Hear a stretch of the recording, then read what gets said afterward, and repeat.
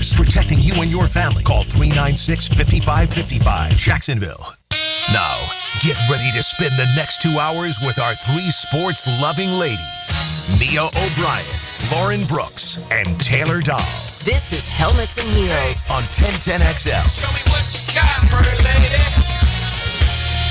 Welcome into a Monday edition of Helmets and Heels. Mia O'Brien on her way from the Miller Electric Center. She had a chance to catch up with Jaguars left guard Ezra Cleveland, so we'll let y'all hear that a little bit later. But Taylor, on this Big Chief Tire Monday, I have to tell you, I just told this to the guys in the handoff, I love football practice.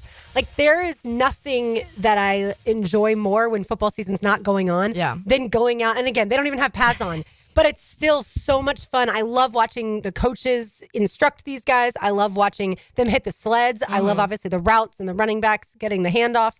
I love everything about it. There's the smell of the grass. Like, I am such a happy person right now that I finally got to see this entire team in person, and certainly Travis Hunter being one of them, but all of these guys. Yeah, and I think that a big part of that for a lot of people is just the fact that it's football's back, and that's your first little glimpse of that. But I do think you are funny in that sense because you are just very obsessed. That's the bottom line. I'm between spring obsessed. games and mini camps and OTAs and all of it.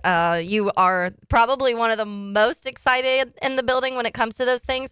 But I love that, and I think that when this time of year, because there's not pads and things like that, there's certain things that you're not going to be able to get out of this, but there's still a lot that you can take out. And especially, I think the beginning of mini camps and OTAs, what we've learned a lot of is the weight issues on the defensive side of the ball. And we heard that more from Josh Hines-Allen, and I know we'll hear from him a little bit too. But I think that was it could have been a massive issue last year. You're asking all of these guys to bulk up in a scheme and to fit your scheme, and it wasn't a lot of their playing weight. And so there's a lot of things that you have to adjust to when you're asked to put on that amount of weight and kind of change everything that you've been used to for the years previous. So that I think that storyline is going to carry into the season big time. I think eventually we'll stop talking about last year because last season is obviously over and there have been so many changes. We talk about all the newness with the front office and the head coaches, or the head coach and then the offensive coordinator, the defensive coordinator. All of that is new. There's a lot of new players.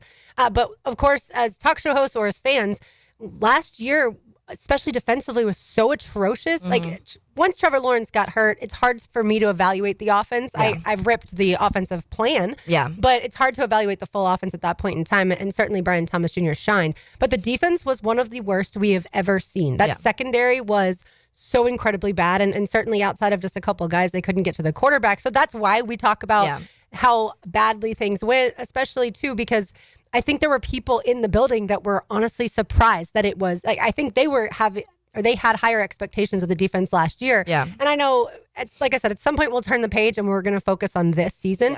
But as far as things that jumped out to me at practice today, certainly Trevor Lawrence looked really sharp. I can't compare that to the other OTAs because those were during our show and he wasn't at rookie minicamp, nor was I. But Trevor Lawrence looked really good. But the way that the practice flows, and I like how when they get water and they take little breaks, they turn the music down, and that sounds like a silly thing, but that's when they're coaching up those guys. And before, at least for me, the last few years, the music was so loud even in those times. It's like, how are they able to exchange that information? And I loved seeing Coach Camp run with his team or his defense when they were running from one field to the other. Liam Cohen is involved in literally every play on offense and certainly some on defense too. So that's really good. Like, these guys are actually getting coached, and we shouldn't have to say that. I know. But we are comparing it to a staff that I think was subpar as far as that's concerned. De'Ami Brown, certainly Jaguars today talked about him a lot. De'Ami Brown is a stud. And he has a really big personality, too. We've talked so much about Brian Thomas Jr. and maybe being quiet. We've talked about Travis Hunter and how, just flamboyant he is and so much fun. De'Ami Brown is almost right there with Travis Hunter. Like, he was dancing out there today. He's incredibly fast. Like, I do wonder how they're going to construct the game plan, the offensive game plan, for Trevor to divvy the ball up to all three of those guys. And, oh, by the way, Brenton Strange and running backs. And I told the guys this, too. Trevor Lawrence and Brenton Strange, it was an incomplete pass thanks to Foye breaking it up. But as soon as that play was over, the two of them, Trevor and Brenton, were over there working with one another and dissecting that play and how it should have gone. And I love to see that stuff too. Yeah, and I think that when we go back, and to your point, eventually we will stop talking about it last year. But at this point in time, everything we're doing is comparing what was wrong, like what went wrong last year and how it's being done right, or at least to this point, it feels like it's being done right. And so obviously once the season comes and wins and losses come, then you'll be able to tell a little bit more of how quickly or how directly the coaching is coming in into the whole organization in general, but also when it comes to that defensive side of the ball. I think it's going to be a big focus. And we were talking about it a little bit last week when it comes to that it's going to be a big tell, and I think pretty quickly, of how much was coaching and how much was just schematically not fitting things when it comes to some of these players on defense, because it was high expectations last year. So I think heading into camp and then preseason, and then once the season comes, I think we'll be able to tell pretty quickly how much was coaching and how much was maybe some other things. And because they didn't add a ton, Jordan Lewis is the main piece that they've added defensively. Outside of that, everything is pretty much the same, other than Jarian potentially moving and what may happen in the safety room. So I do think that it'll be very telling very quick of what is what when it comes to the defensive side of the ball. Yeah, Liam Cohen after practice talked with reporters and said there was a play on Friday where I think it was De'Ami Brown, he said, went up and he thought caught it. It was either he or Brian Thomas Jr. He thought caught it, and he was celebrating about this great one-handed catch. And then he realizes Jordan Lewis somehow has the ball and is starting to sprint to the other side. Somebody ran with him, because he's asked about balancing, having prior only been an offensive coordinator. Right. Yeah. And I love when he shares stories like that, because we get a look into how practices are going that media is not invited to. Of course, I wanted to watch Travis Hunter. Yeah. He is the guy the Jaguars traded up from 5 to 2 to get. And he is, to this point, I didn't see like, oh my gosh, he's the best player on the field. Not like that. But he is a guy that I think is going to be a star in the NFL. Still can't figure out how good he's going to be on offense versus defense. Like, I still can't figure out which one he's going to be better at, because we have only seen him to this point playing offense in these practices. They've had him play defense in the ones that have been closed to media. Yeah. So I can't tell that part yet. But he certainly looks the part of a guy that is, even though he was billed as not a polished route runner to this point, maybe he's worked on it extra, or they've worked with him a lot, because I would never go out there and say, oh yeah, no, his routes aren't crisp. They looked just as good as Brian Thomas Jr.'s and just as good as De'Ami Brown's. And I think that's big. I'm sure that's something he kind of focused on this offseason, especially hearing that most of the teams drafting him were kind of more focused on that offensive side of the ball. When it was the Browns conversation, the Browns were like, he's going to be a wide receiver. The Jags had always kind of had this, like, if it happens, he'll have, little packages and defense, but mainly an offensive guy. Still, I'm sure him hearing that constantly, that, hey, you're going to be asked to be a wide receiver 1 or 2 on one of these teams, whoever's drafting you at the top of this draft. And I'm sure it was a focus for him, because I'm sure these guys, and Travis Hunter obviously is a hard worker, and you saw that throughout his time in college. You can already see that in everything he does here. But I do think that as a player what your strengths and weaknesses are, and if he feels or felt or was hearing that route running was a thing, I'm sure that was a major thing he was focusing on this offseason. What's fascinating is you have 3 guys that I think want to lead the team in receptions. Yeah. I'm not saying that they would sit here and tell the media that by any means, but Brian Thomas Jr. obviously was the best receiver on this team last year. He's been the best receiver on this team for quite some time. Yeah.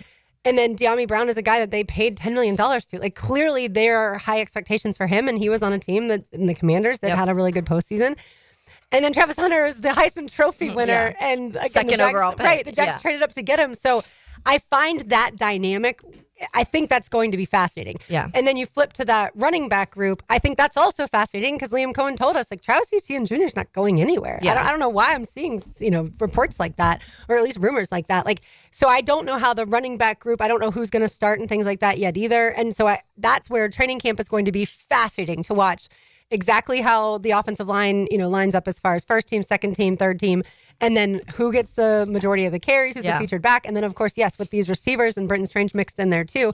Like, I am so excited to see what this offense looks like with all those weapons. Yeah, and I think a part of that conversation too is with, like, a Travis Etienne, for example, and how much does Liam Cohen get him involved in getting some passes in the backfield too, because that's something that we saw in his most successful season. He did that, and that was was a part of his game, and that was part of how the Jaguars were able to kind of balance that run game and pass game. Now you have a lot more weapons than you did at that point, so it's not like you need Travis Etienne, but it's always beneficial to have another guy that's able to do something like that. But that running back room, we're going to talk a ton about, obviously, too, and how that kind of shakes out into running back 1, 2, 3 once the season comes, and how Liam Cohen balances that. Because I think last year we talk a lot about what he did in Tampa, and it was pretty much all Bucky. And so now he has multiple backs to kind of work with and do different things with. Does he do that, or does he rely more on one guy? And we'll see that pretty soon too, I think. Yeah, and speaking about the offensive line, Anton Harrison was not there today. He supposedly felt ill,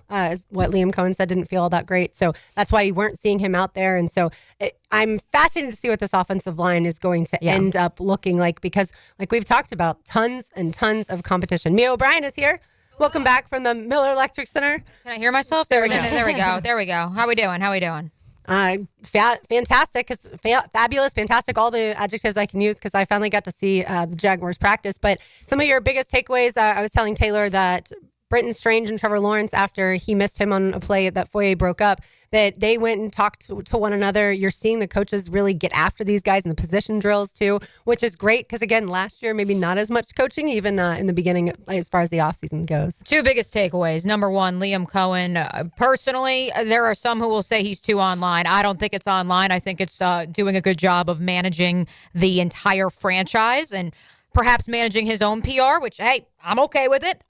Even and PR could tell him some things too. Yeah, they could. But the fact that maybe they did, and maybe he strategically said, I don't know where this noise about a trade of Travis Etienne is coming from. That is your biggest headliner, in my estimation, coming out of OTA number 7. Number 2, Josh Hines-Allen, so open and honest about the reality of how much weight that he put on. And our Healigan, our good friend Dell, DJ Dell on X, I did text with him. He did confirm for me the post that he put out there into the ether, the before and after of Josh Hines-Allen. That is not photoshopped. That is not AI. The top photo, and I retweeted it in case you're looking for it, it's on my page.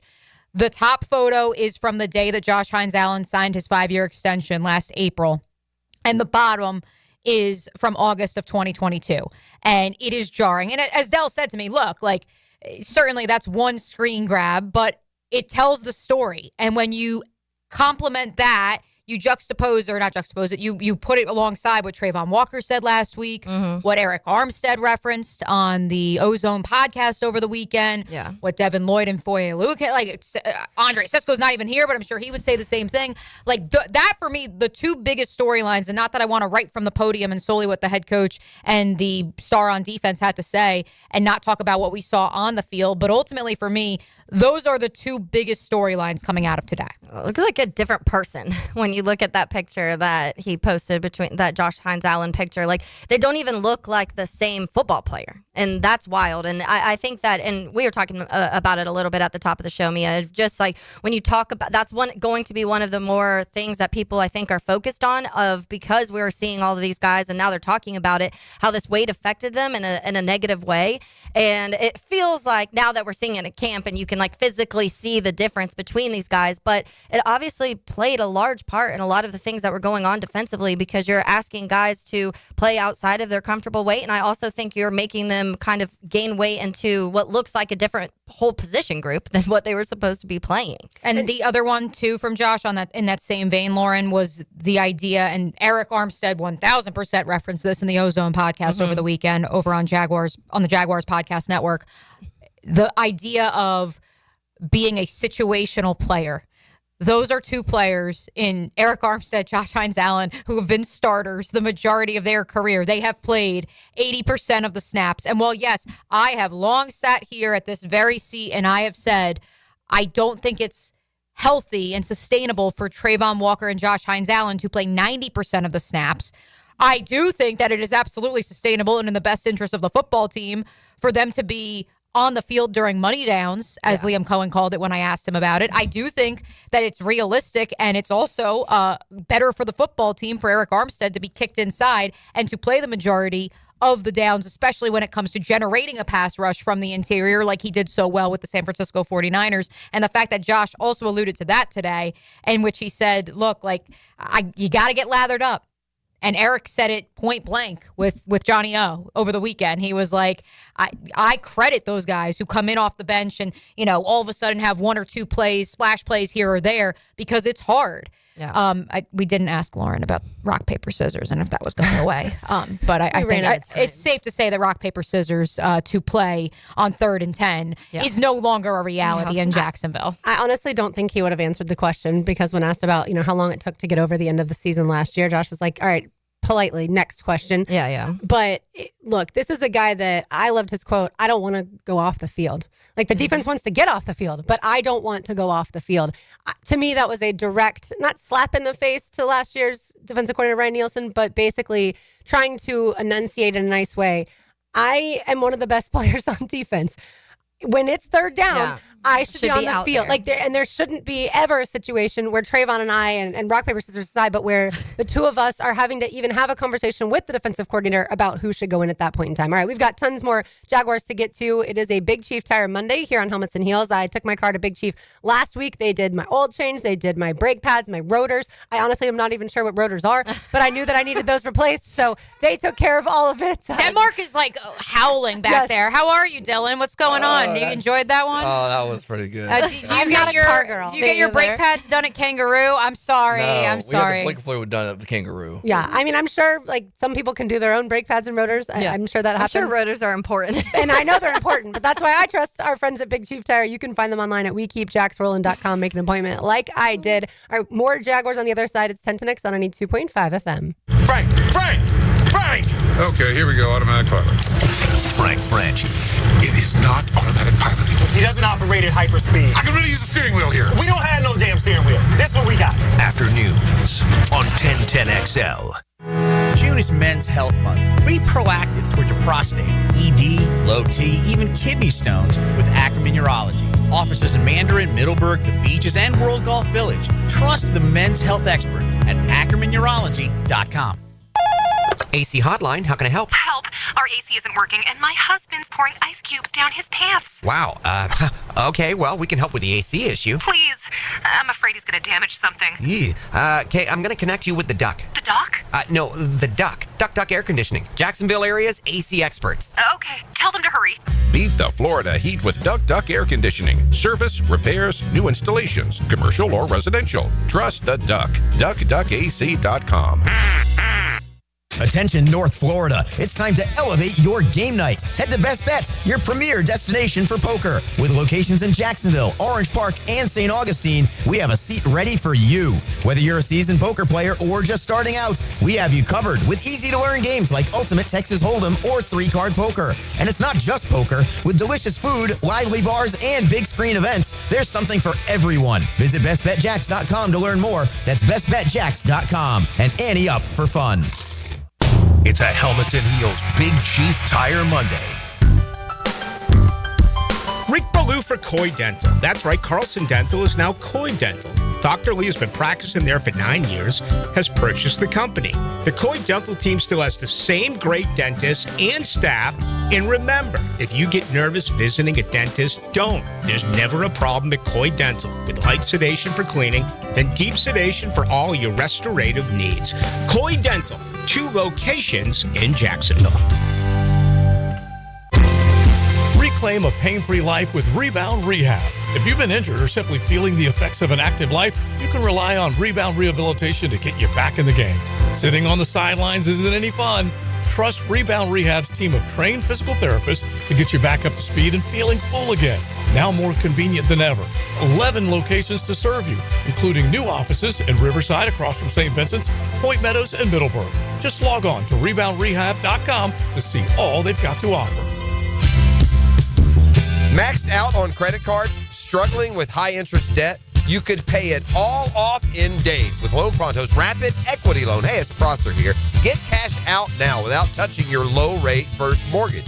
No appraisals, no waiting, no BS. The Rapid Equity Loan Program at Loan Pronto is amazing. One Loan Pronto client just got $300,000 approved in under 24 hours. They paid off debt, renovated their kitchen, and cut their monthly expenses by $1,800. That's a huge turnaround. Instant approvals, low rates, no hard credit pull up front. That's Loan Pronto. Listen, your home equity is yours. Use it.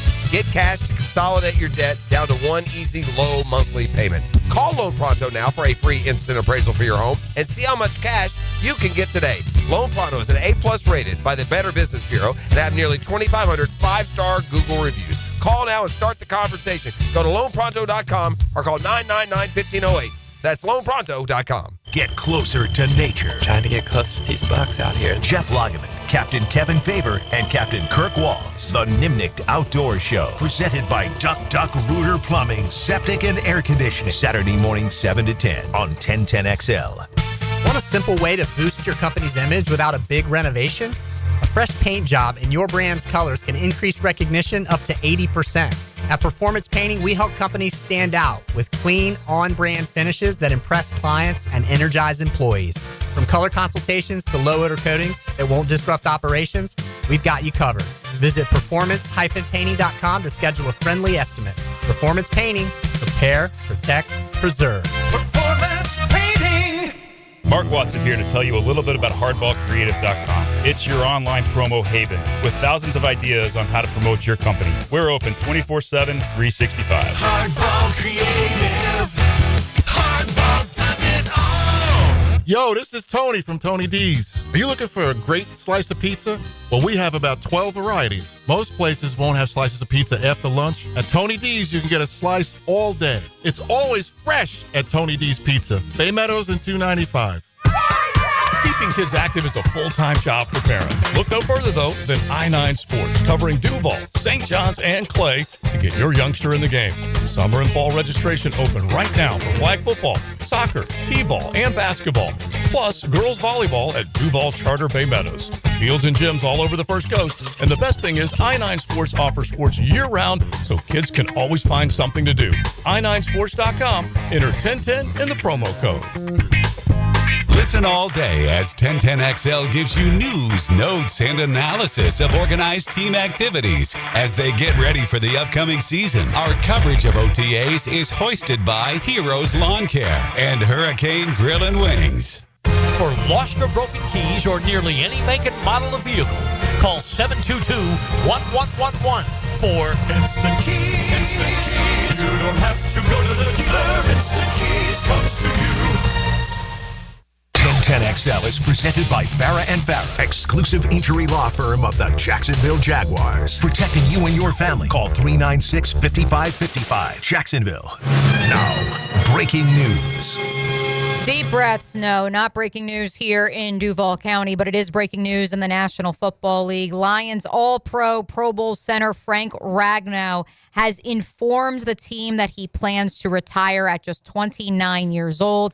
In part, in a statement that Ragnow posted on Instagram, he said, quote, "I've tried to convince myself that I'm feeling good, but I am not. It is time to prioritize my health and my family's future." Ragnow is the only NFL center to play 2,000 pass blocking snaps and allow less than 5 sacks in the last 5 years. Yeah, he only played for 7 years, but he's a Pro Bowler 3 times. Yeah. I think that goes to show you, this is not a Hall of Fame conversation, I'm just saying that goes to show you just how talented he was, and that's a big hole for the Lions to fill. Yeah, they drafted Tate Ratledge in the second round, so that's mullet man time, I guess, in Detroit. But I do think that, I mean, that's a big ask, and anytime you're asking a young center to immediately come out there and replace a guy like Frank Ragnow, that's some big shoes to fill. But obviously, the Lions have been really successful when it comes to kind of turning over and developing and getting these offensive linemen and just kind of identifying that talent. That's been one of their biggest strengths. Here's the interesting thing, though, Taylor, because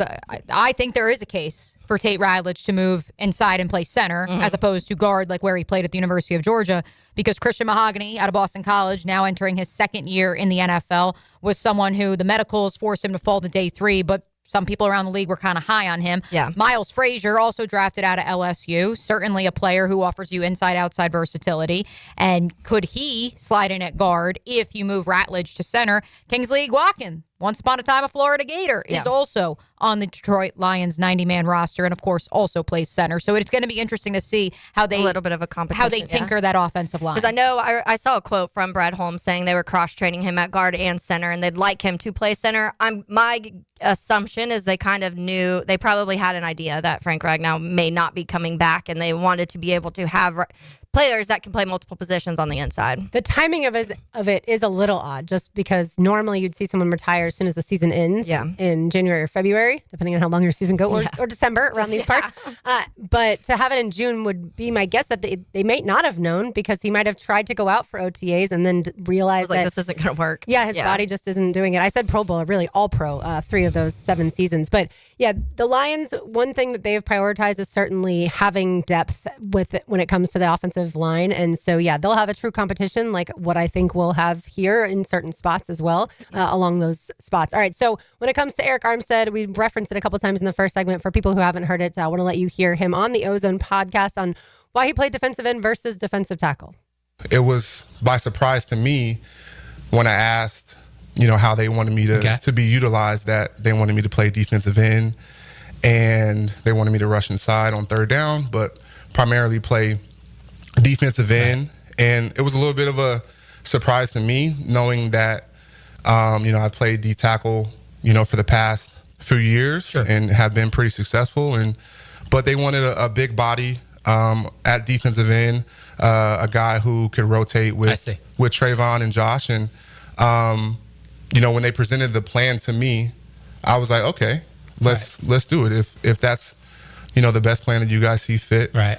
And then shortly into the season, when we were in London, I went to them and I said, I don't think this is necessarily working out. I feel like I can have bigger impact on the team if I'm playing more inside, where I'm, a better pass rusher and I'm on the field, with Josh and Trayvon and the rest of the guys. And at that time, looking at the roster, it didn't happen, even though I expressed that that's something that I wanted to do and I thought that would be better for the team.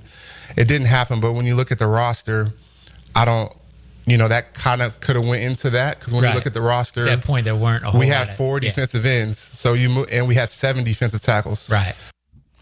So I already have seen, after we clipped that and posted it to the 1010XL social channels, I had already seen several of your comments about, well, that changes the story. That's different than the story that he told us last year, where Eric Armstead made it out to seem like, well, they told me that I would play edge in the free agent process, and so that's why I came. And while I agree with that, I think he's echoing that. I think what he just laid out, and thank you, Eric, for being as open and honest as he was on the Ozone podcast. What he said, ladies, was, let's just get the record straight. I was being approached by several other teams. This was the one team that approached me about playing defensive end. Taylor, Lauren, remind me, who makes more money, defensive ends or interior defensive linemen? Defensive ends. Okay, so unless maybe you're Aaron Donald. Yep, so file that one away. And when you then lay out a plan of, well, it's going to be Josh Hines-Allen, Trayvon Walker, and then you, knowing, as Liam Cohen said today, this philosophy of waves of pass rushers, you think, okay, well, I'm going to be on the field, and of course I can also kick inside. This probably offers me the most playing time, and the most playing time at a premier position. And so, again, as I love to say, take the football out of it. If you work any job and you're told that you're going to be a manager, not just an employee, let's say, and you're going to get more shine, more money, why would you not take that job, especially when you look at the great coworkers that I could also have. And so I don't think he's trying to correct what he previously said. I think he's echoing it. That's how I interpreted it. And then once he got here, what he was really trying to reveal was the idea of, he said we can change that plan, and it was pushed back upon. Yeah, I think he was also saying in that interview, and the podcast goes for a lot longer than just the minute and a half that we played. So if you're a Jags fan, certainly go listen to that. John Oehser does a great job. I think he was saying the roster construction was poor. Yeah. Like, I think he was saying about Trent Baalke, yes, certainly about Ryan Nielsen and the conversations that they had, but Trent Baalke constructed a roster that had way too many defensive tackles, not enough edge players, and therefore that's why he was kind of in limbo. And again, that's something that should have been addressed well before the season started last year. Yeah, and to me, I more so remember Ryan Nielsen talking and I remember calling him a liar. I was like, I don't believe that story, because he made a comment about how Eric Armstead asked him to play defensive end. And then you go back, and I remember when things weren't working and they asked Ryan Nielsen exactly like what the situation was. And he was like, well, in the offseason, we approached him as an inside and outside guy. And with outside, his exact quote, and I looked it up, it was more of an outside vision. So it was Ryan Nielsen saying he wanted him to be that outside guy. And I think for Eric Armstead, he was coming in here and was just like, I'll do whatever. But I think in his mind, he really felt like it was going to be more of a rotation of being both places. And then they barely put him inside. So he was probably like, hold up, like I'm better there. Why am I not playing on the inside? And then, lack of people being able to be on the outside kind of forced him and pushed them into a corner of having to do that. And a lot of this stems from not even the Atlanta Falcons team that Ryan Nielsen coached, but that New Orleans Saints team that, of course, he and Dennis Allen were a part of once upon a time, and where he really got, pelts on the wall, per se, in the NFL as a defense coordinator and as a defensive line coach.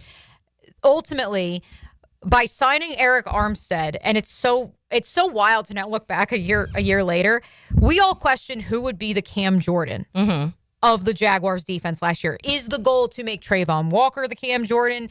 Are you bringing in Eric Armstead because Cam Jordan is 6'4", 287 pounds? Yeah.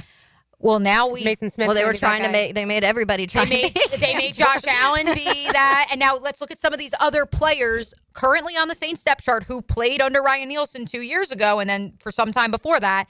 These are players who, if only on the Saints depth chart on ESPN.com, are listed as edge players. All right, so we just went through Cam Jordan, who I know plays up and down the line. He goes inside outside, 6'4", 287 pounds.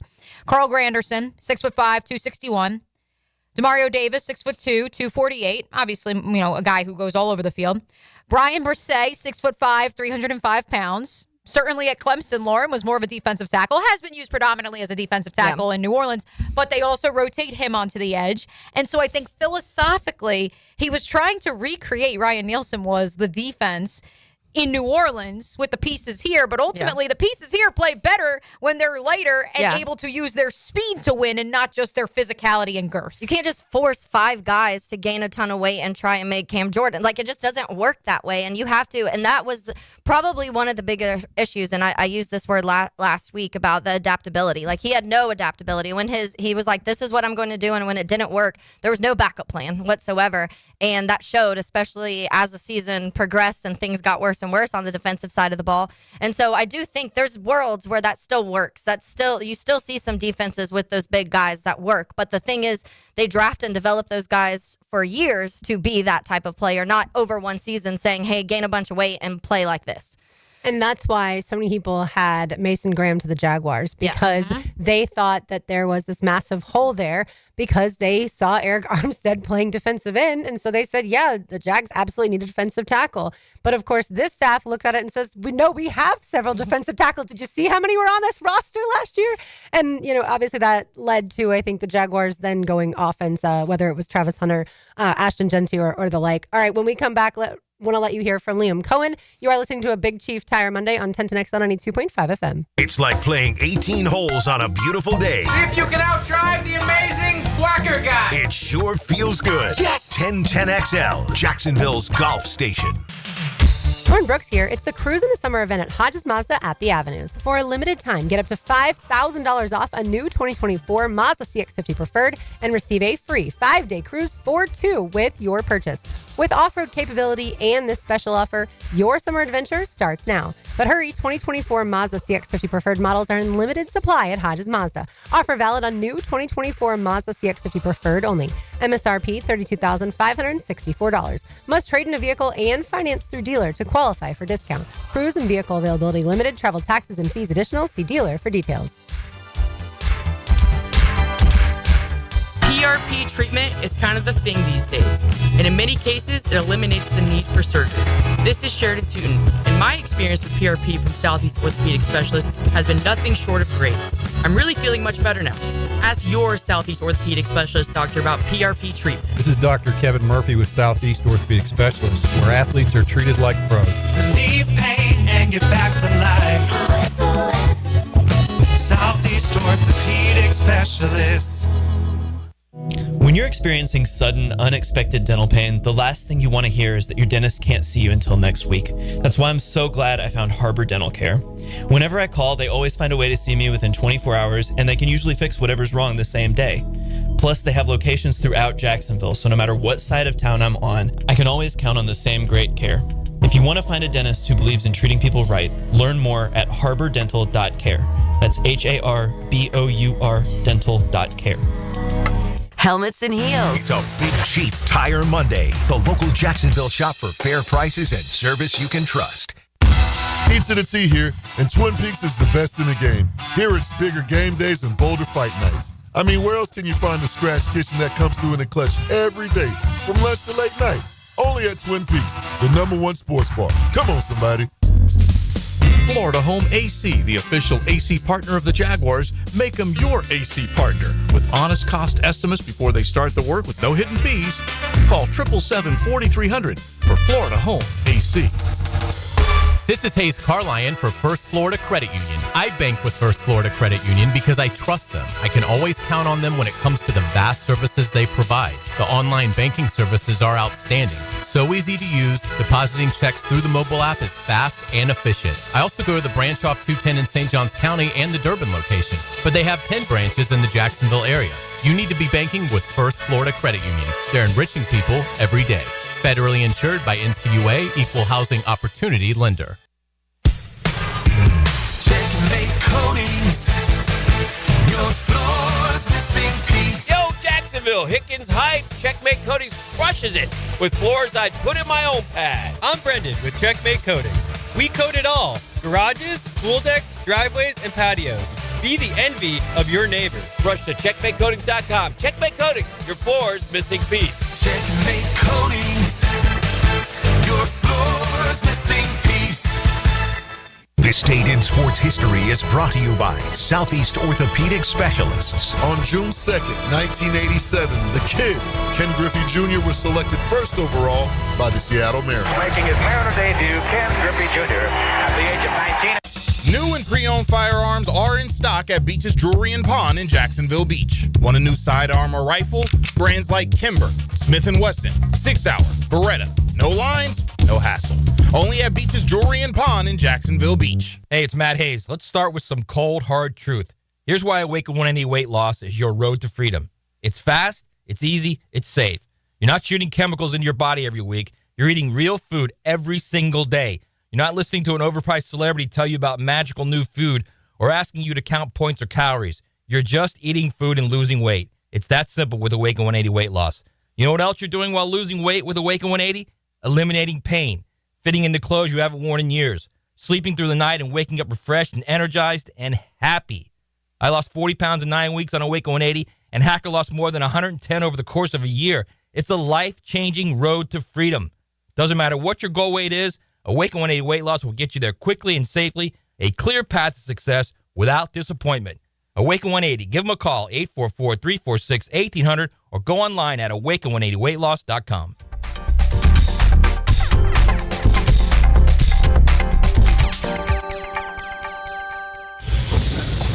Oh, these polymers aren't as flexible as batch K3. Researcher Laurie is stretched thin. Did you get the vulcanization analytics from V66? Oh, wait, are these rubber scores from last week? She needs to hire new lab technicians so she can bounce back into her old self. I need Indeed. Indeed you do.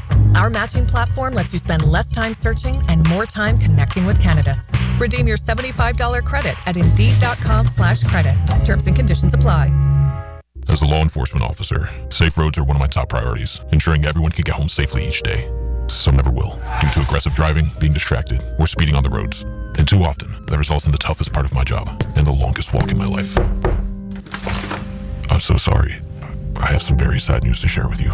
9 people will be killed on our Florida roadways today. Don't let it be you or a person you love. Buckle up every trip, every time. Let's get everyone home safely. A message from Florida Department of Transportation, Target Zero. For more information, visit targetzerofl.com. Hey, Hicken here for my friends at Zero Res. They want to help you clean your home or business. Big summer savings with 3 rooms clean starting at $129 and 20% off your air duct cleaning. Call them 904-287-5727 and ask for the 1010XL special. 1010XL is presented by Farah & Farah, exclusive injury law firm of the Jacksonville Jaguars. Protecting you and your family. Call 396-5555. Jacksonville.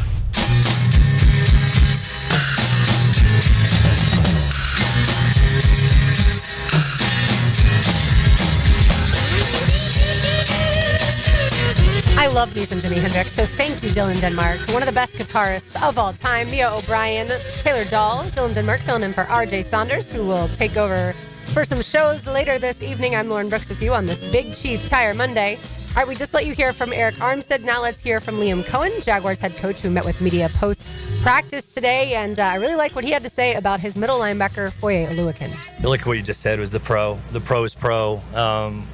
He's early into every meeting, sitting down, ready to go, communicates out there at a really high level, wants to understand the intent behind each call. He asks phenomenal questions in the meeting room settings, especially when the whole defense is in there.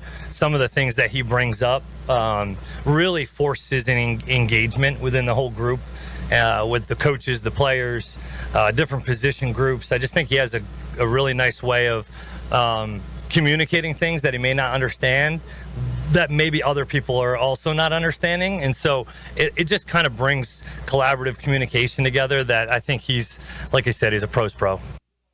We know that about him, but I also wanted to let the listening audience hear from Liam Cohen on Foye, because we've talked so much negative about last season and certainly the defense. Foye was a bright spot no matter what. Ventrell Miller, I think, also was a bright spot last year. But certainly Foye, outside of the edge guys, is a guy that this defense is going to need to still be that anchor going into 2025. Yeah, Foye's, and that's the perfect way, the pro's pro side of things, but just consistent. His entire career, you've been able to, Foye's been Foye, and he's honestly not talked about nearly enough throughout the league, I think, personally, and that's even pre-being here in Jacksonville. Once he got here, I was like, why didn't people talk about Foye Oluokun more? Because he's just so good, and he does the same every year. It just feels like even when things are bad, like they were last year, and the coaching wasn't the coaching, and things, the one bright spot, like you said, or there was a couple that, and Ventrell definitely being one of those, but that was the main thing that you could turn on a game and be like, at least Foye knows where he's supposed to be. But he also had to do a lot extra last year, because it felt like during games he was having to tell players what to do because they weren't being coached by the coach. So Foye was like, stand here, do this, go here, and that's a lot. That's why Liam Cohen's comments about how he asks such great questions, he makes it dissectable for people to know where they're supposed to be in the meeting room. If only he realized the irony of his statement. By the way, you know who I'm rooting for as a player this year is Devin Lloyd. We've talked about how maligned he's been, and certainly in pass coverage there have been issues. I get that. But as far as just personality goes and what I think he can do on the field is way more than what we've seen. I was watching the linebackers hit the sled today, and first of all, it was interesting. Jalen McLeod was in with the linebackers, not the edges, so I just noted that. But also, every time Devin Lloyd would watch any of the other linebackers go through the drill, he would encourage them every single time. And if he thought they could improve, he would give them a little coaching. I thought that was great to see. No, and that's something he's been doing since his rookie year. If anything, there was a notion of he was teacher's pet. His first year as a rookie, he had a lot of questions. He was that kid who sits in the front row and he asks lots of questions. Lauren, I know you empathize with that. No, that was actually never me. I was incredibly quiet in school. Literally, I did not speak in school unless I was called upon. Okay, fine. It was me then. I was afraid. That was me then. And look, I think that Devin, and I said this candidly, I think that he recognized, okay, maybe I shouldn't be that overeager beaver because I went from being the big dog at Utah. Maybe I do got to take a seat back, take a step back here. But I don't think that's any reason for him to be quiet. And I think he's, not going to be that guy like a Ventrell or like a Tank Bigsby, and maybe he will prove us wrong. That's leading the hype huddle and breaking down the huddle and screaming in guys' faces. That's not his MO. But I do think you need him to take more of a vocal leadership role, just because he is one of the more, which is crazy to say, one of the more longer tenured players on this roster. Additionally, I think that we have seen Taylor, and we've both noted it for certain, Zach Bond and what happened to him when certainly he got with Vic Fangio, one of the greatest defense coordinators of the last 25 years. But this idea of he left New Orleans. Who was his DC there? Sorry. I had to just throw that out there. He left New Orleans. He goes to Philadelphia, and he finds the right system for him. Maybe this is finally the right system for Devin Lloyd, and he doesn't have to switch locales. Yeah, and I actually saw last week there were some linebacker rankings. I want to say it might have been PFF. Yeah. And they had Devin Lloyd, obviously, and on that list for the top 10. And I know a lot of people, I immediately went to the comments just trying to see what people were saying. And a lot of similar were if he could kind of fix or improve on the coverage side of things, he really could be one of the better linebackers in the league. He does need to alter that, or the Jags need to maybe not put him in those situations. And we'll probably find out this year. This year will be that deciding factor of can Devin Lloyd develop in that area, or do you just ask him to do different things and not in that coverage area? I saw today too, because Jamal St. Cyr obviously tweets that, kind of through a lot of the things of OTAs. Yeah, and one of the touchdowns, Devin Lloyd was in coverage, and immediately I was like, this is something that I'm glad they're doing that, though, because this is something you need to see what you have out of him right now. Yeah, and this is the time to experiment, as we've said. There are no pads. This is not where you're going to find out, about running backs in the red zone or things like that, and the fumbling stuff, when they're getting hit. Like that. This is not that time. This is the time that you're going to figure out, do they know where they're supposed to be? Do the players know exactly where they're supposed to be lined up? All right, let's get it to the offense. Certainly saw Trevor make some really nice throws today. And here's Liam Cohen, the head coach, on what Trevor looked like in the red zone. He's actually done a really nice job in the red zone, really looking back to the first time that we did it, last Friday when we did it. I think he made some quick decisions. Everything is sped up in the red area. When the timing, the rhythm, the space, it's all tighter, it's all sped up. I thought he's done a nice job with his footwork in the red zone, understanding that concept. And ultimately, good teams in the red zone are able to run the football into the end zone.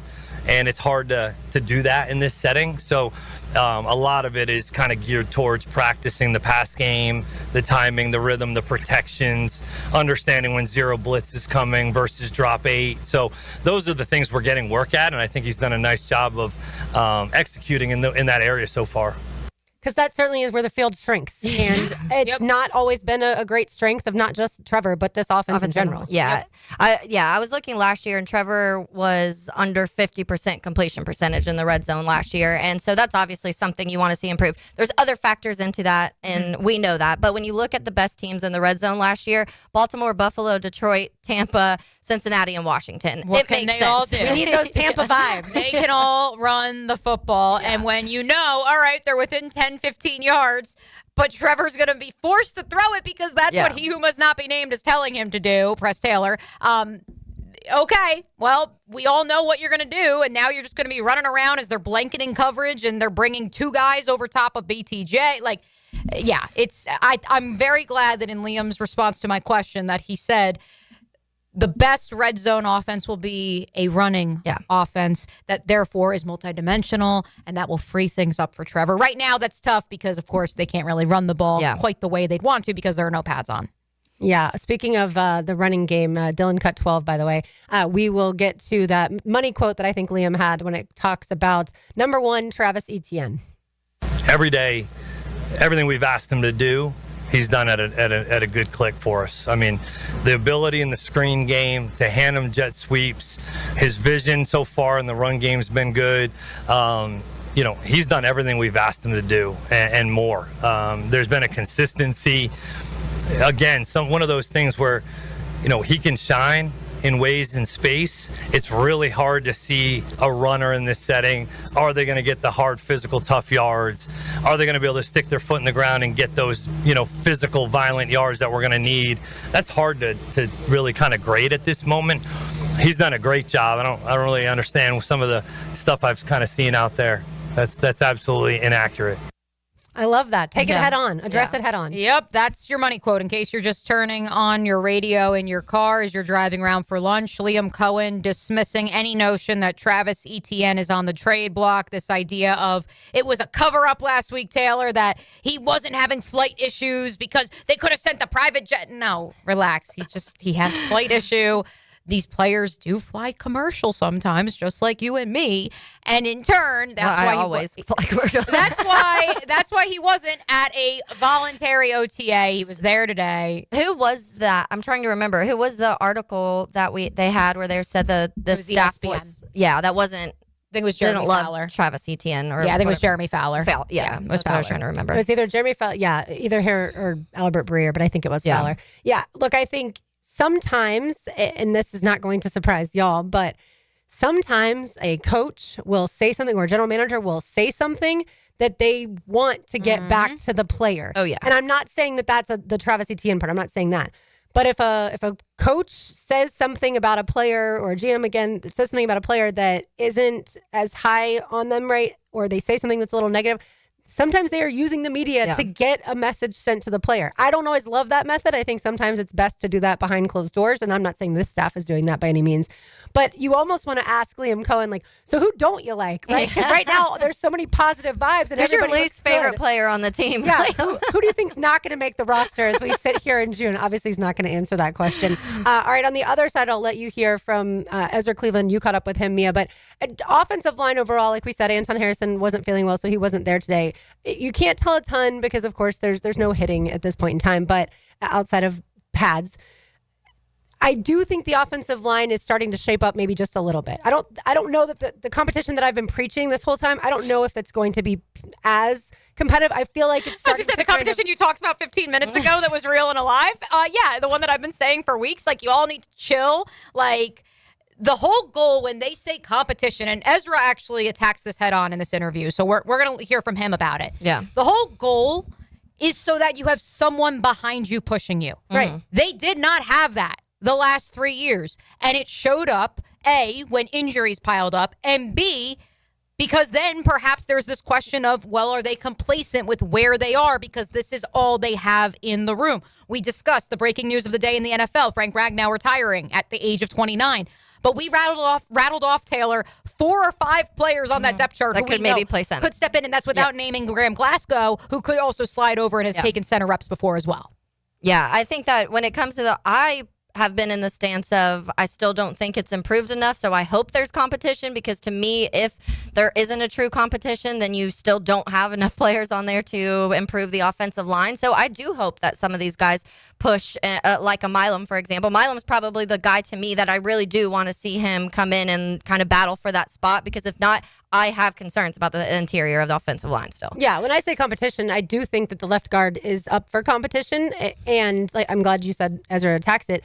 I feel like we've heard so much about the competition at left tackle, the competition maybe at right tackle, competition at right guard. And I don't know, now that I've seen an OTA, I don't know that it's as tight as that. Correct. That's what I'm saying after now having seen it with my own eyes. Yeah. It is very early too, though. Like, we're to the point now, this could be different in training camp when some of these guys are a little more, especially some of the young guys or new guys on the team. If you're talking about guys that have already been here, and Anton and Ezra and Walker Little, like, they're more familiar, obviously, with each other and with Trevor Lawrence and with the offense in general, even though it's a new one, playing together. And so in camp, it could look a little bit different when some of these guys get more kind of used to what's going on and the guys they're playing beside. Yeah, certainly right now, the experience, I think, is going to win out. Yeah. And we will see, to your point, Taylor, we will see when the pads go on if for some reason Jonah Monheim is flashing way more than what he was going to in just T-shirt and shorts without pads. All right, so you will hear that interview. On the other side, Mia caught up with Jaguars left guard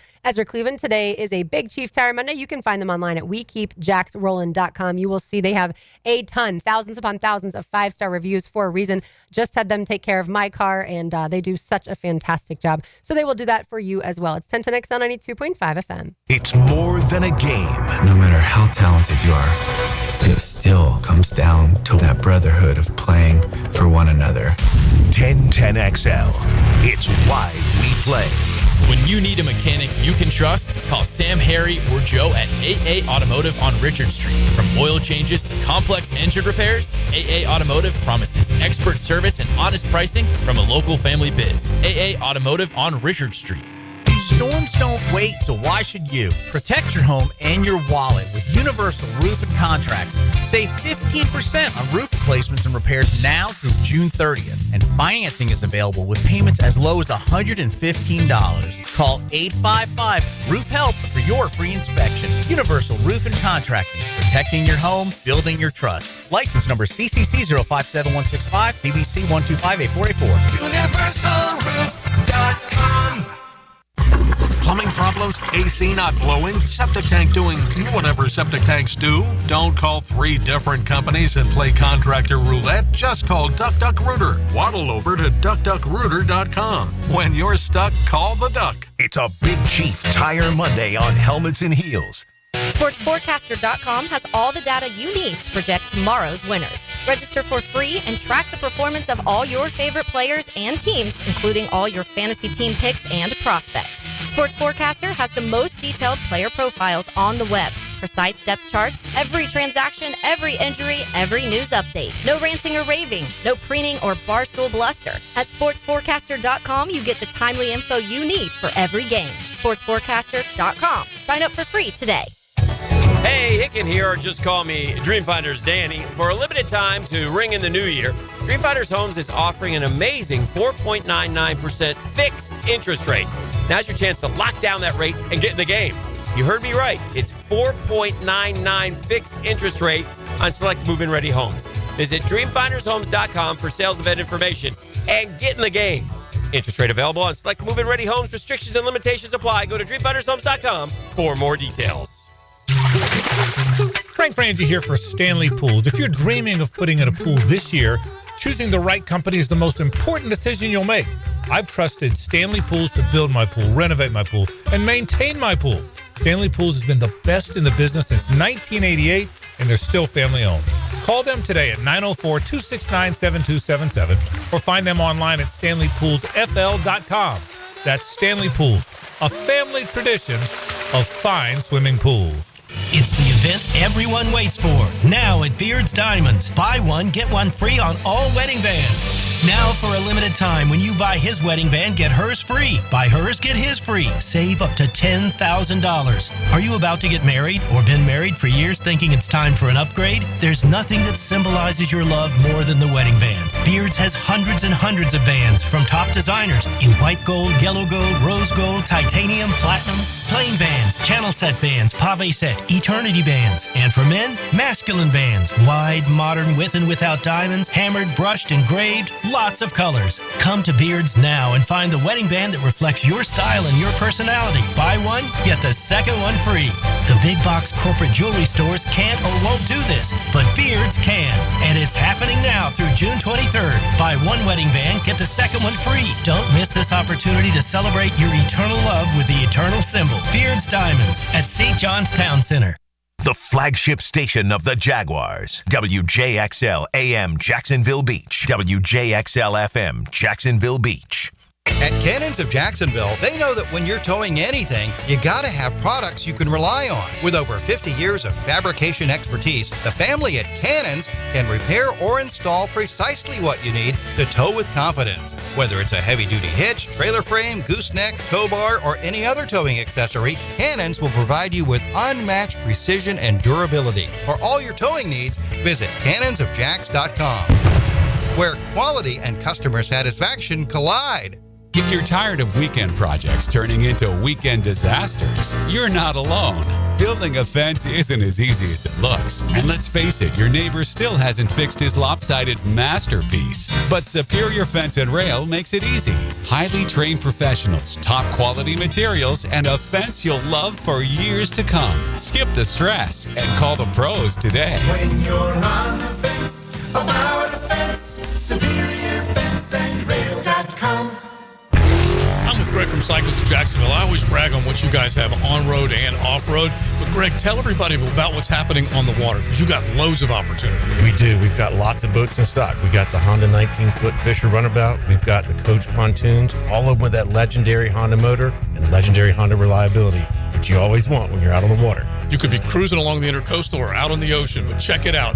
Facebook page ready for all of you to see, Cycles of Jacksonville, or their showroom on Atlantic near Regency. Say goodbye to glasses and contacts with customized vision treatments at Bowden Eye & Associates. Hey, Hicken here. Dr. Bowden and his expert team bring you all the latest options like Evo implantable Coliber lenses, refractive lens exchange, or traditional LASIK. Tailored just for you. Imagine waking up to clear vision. No hassle, no fuss. You ready to see the difference? Call now or visit BowdenEye.com for a free screening. Bowden Eye & Associates, keeping the First Coast focused. This is your Southeast Orthopedic Specialist local sports update. I'm RJ Saunders for 1010XL. This update brought to you by the Jacksonville Jumbo Shrimp. Florida men's baseball, their season came to an end due to an 11-4 loss at the hands of East Carolina over the weekend. The Gators' streak of never winning a regional title after losing its first game remains intact. The number 9 seeded Florida State baseball team rallied with 2 runs in the 7th and 3 in the 8th to beat Mississippi State 5-2 and win the Tallahassee Regional to advance to the Super Regional on a memorable Sunday night. With the dramatic comeback win, the Seminoles advanced to their 19th Super Regional, which is the most all time. Right now, 89 degrees at 12:57. Time and temp brought to you by Bueller Air and Plumbing. Stay cooler with Bueller. Helmets and Heels continues on 1010XL. Presented by Farah and Farah, exclusive injury law firm of the Jacksonville Jaguars. Protecting you and your family. Call 396-5555. Jacksonville.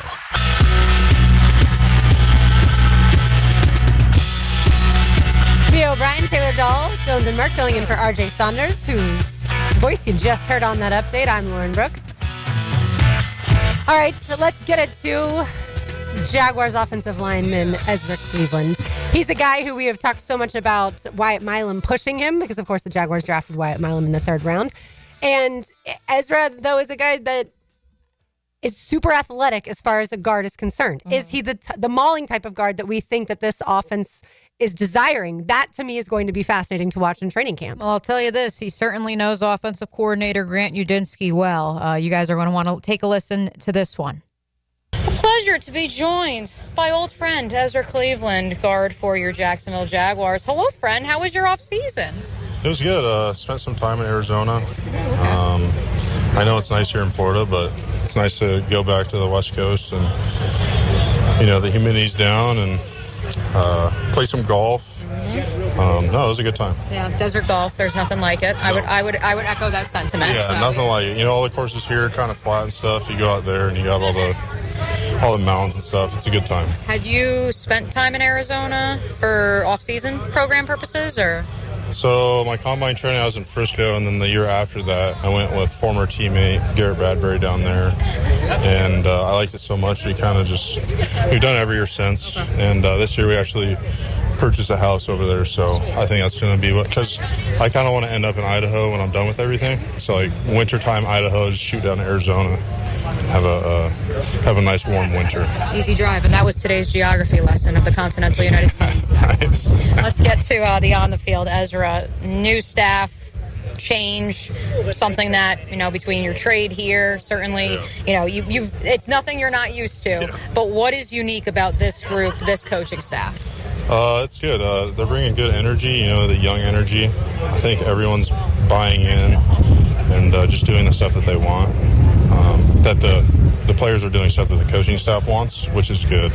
And we have a lot of people here in attendance for OTAs, which I think is important. And everyone's just getting better, learning the offense. The defense is learning the new defense, and everyone's doing well. Did you interact with Grant, certainly, during your time in Minnesota? Yeah. I did. Yeah. Grant used to come in the O-line room. We give him crap about everything, and it's cool to see him here, and doing what he's doing and doing a really good job. So the reason I phrased the question as such was he arrives in Minnesota and he's just the assistant to the head coach, right? And now all of a sudden, 3 years later, he's an offense coordinator. So for you, what has it been like seeing that evolution both in Minnesota and now here in Jacksonville? Yeah, that's what I was saying. Like in Minnesota, he comes sit in our O-line meetings and we give him crap about not knocking and stuff. And he's trying to just climbing the totem pole. And now he's, the OC and doing well for himself. And comes in here every day and grinds. And it's fun to see. He's a good guy.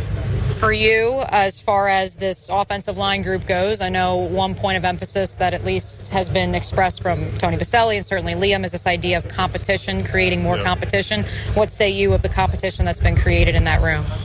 Yeah, everyone kind of has someone behind them, not necessarily behind them, and just working with each other. So for Walker, Fred's pushing him. For Hainsey, Luke's pushing him. For me, it's Dennis and Vaughn and all them pushing me. And we've just kind of incorporated competition in the O-line stuff. So earlier in OTAs, we're doing agility competitions and stuff, just kind of bringing that college feel back where you're trying to win with everything you do.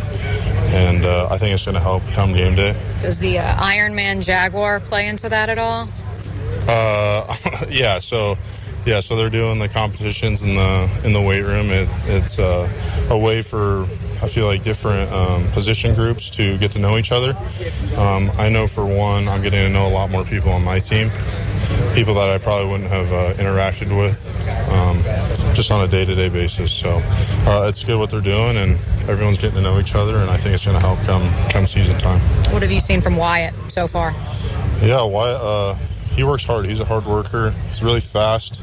He's getting the offense down really well. I'm just trying to help him as much as he needs, and he's a good kid. Certainly that transition from tackle to guard, something you're familiar with. Yep. No, it's a lot faster at guard. The guys are a lot heavier, but somehow still the same speed, which is unreal. But no, I've been trying to help him as much as possible, and he's doing really well. As far as the coaching staff in the offensive line room goes, I don't want to speak out of turn, but I know it was interesting to hear about different offensive line rooms around the league.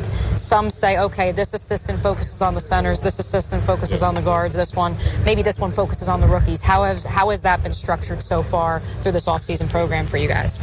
It's been pretty mixed. Khalil and Trevor have been working with pretty much all of them. All of us, I'm pretty sure. I know I've worked with Khalil the most, so I don't know if he's worked with tackles or not. Come to think of it, I'm not really sure. Yeah, they're rotating everywhere. They're rotating them too. Yeah, but I know in the offensive line room, Sean's coaching us, and Khalil and Trevor are also coaching us, and they're doing a good job. So, last one from me, Ezra. As far as what's next here, this offseason program, what's the next goal for you, this group? What do you guys still need to get accomplished, do you feel like, here in these next 2 weeks? Yeah, new offense for majority of the players here. I think it's just grinding the film, grinding the playbook, and getting to know the playbook like the back of your hand. So when you go out to the field, there's no thinking. You just kind of ball snap, no thinking, you just go. And playing fast is the best way to play. And when you're thinking about stuff too much, you're not playing fast. So I think once we all get that down, going into camp, we're going to be playing some good football. Good football and hopefully some good golf for you this summer as well. It's a little hot here, but potentially. Yeah, potentially. Get out there. Just get out there early, like today at practice. Ezra, thanks so much. Yep, thank you. And certainly what Ezra alluded to when it comes to playing fast was something that Josh Hines-Allen talked about on the defensive side of the ball as well. He doesn't want to have to worry about, number one, his weight, but number two, okay, is it this person's time to play? Is it this person's time to be in this rotation? Just, hey, you're on the field. This is your assignment. Go do your job. Play football. Who did he say? He said Dennis, because he said the two people thought Dennis Daly. No, he actually said Vaughn. I thought he said Vaughn, and I was like, oh. Okay. I thought he said Sal. Yep. I was like, oh, okay. I thought Javon Foster was more tackle. That's what I thought too, and that's when he said Vaughn, I was like, is he talking about Javon? But okay. Oh, yeah. He did say Vaughn. You're right. Yeah. I just immediately was like, it's got to be one of those other interior guys. Yeah. Interesting. He didn't immediately say Wyatt. Yeah. So, yeah. Or I don't know. Chuma. Or Chuma. I think Chuma's more tackle than guard. Okay. Based off of what I've seen. Yeah. And obviously Anton wasn't there in one today. practice. Yeah. Right. Anton wasn't there today. So that might be part of it as well.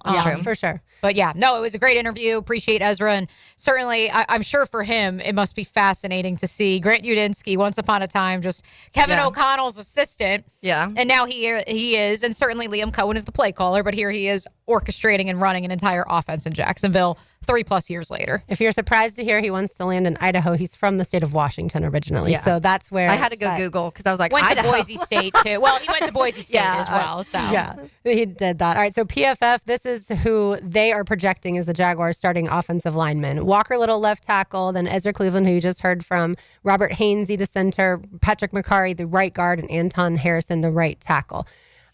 That, to me, I don't know if they have intel or not. I don't know if they have somebody attending OTAs, but that, to me, as we sit here, certainly seems like on paper that might be the way that the Jaguars go. As we have discussed, both Pete Prisco, Mark Long have both said, like, don't be surprised if Fred Johnson pushes Walker Little at left tackle. I'm sorry. I'm not going to take the crazy pills. It's so weird to me, too. I'm not going to speak for Pete. But it had to have been a slip-up. Like, I'm sorry. I don't think so. He's not getting intel, Lauren. He has intel. Sorry, Pete. Pete gets intel, but it's not on that. Like, it's the idea. You heard Ezra say it. It's this idea of you have someone pushing you. Sure. It's, we're not allowed to comment on depth charts. I'm just, I specifically watched Fred Johnson at practice today just because I was curious, not having seen him since, he became a Jaguar in 2025. And I think he's a guy that brings a lot of energy, which surprised me because he is what, 6'7", 320 pounds or ish Yeah, there. that's a big And so, guy. yeah, like after one of the series, he was going around and he was high-fiving every single offensive lineman.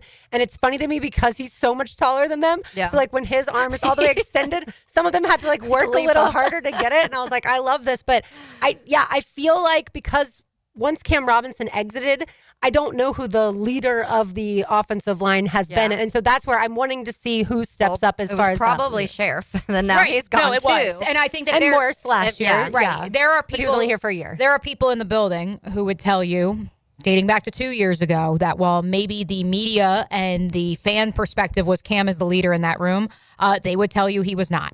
And if anything, there were different factions within that room. Yeah. And so, again, another, like, I don't want to say it's a media contrived narrative, but this notion of, well, Cam's the leader and the enforcer of that room, I don't know how 100% true that was. Yeah. I do agree that without Brandon Scherf, without Mitch Morse, without Cam Robinson, certainly the longest tenured player on the Jaguars, at least because Ezra Cleveland's been in the league a year longer than Walker Little, but Walker Little's been on the team here the longest. The longest, which is also a crazy thing to think. But then again, as we noted earlier, Devin Lloyd's now one of the longest tenured players entering his fourth season. And so what does that say about all the change and the upheaval here?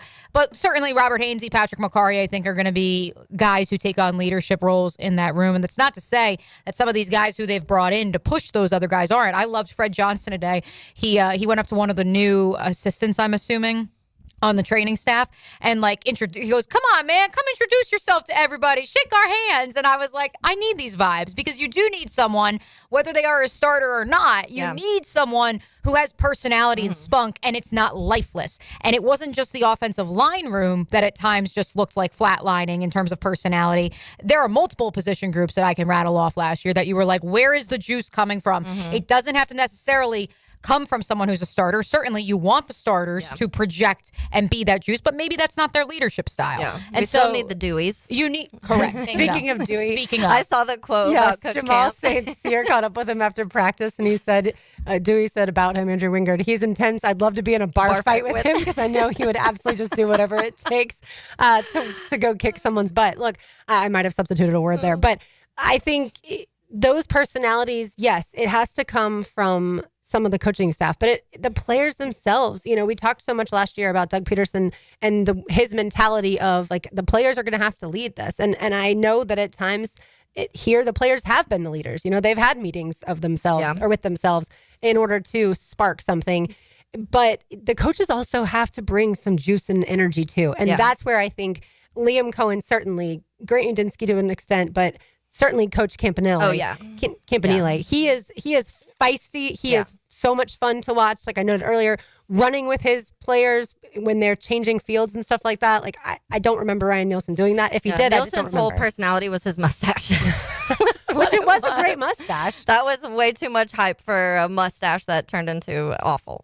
That is true. All right. On the other side, I'll give you today's Terminix Pest of the Day. Also let you hear a couple of comments from Jaguars Edge Josh Hines-Allen. You are listening to Helmets and Heels on a Big Chief Tire Monday. Find them online at WeKeepJacksRollin.com. They will take care of your car just like they did mine last week. It's 10 to Nix on 92.5 FM.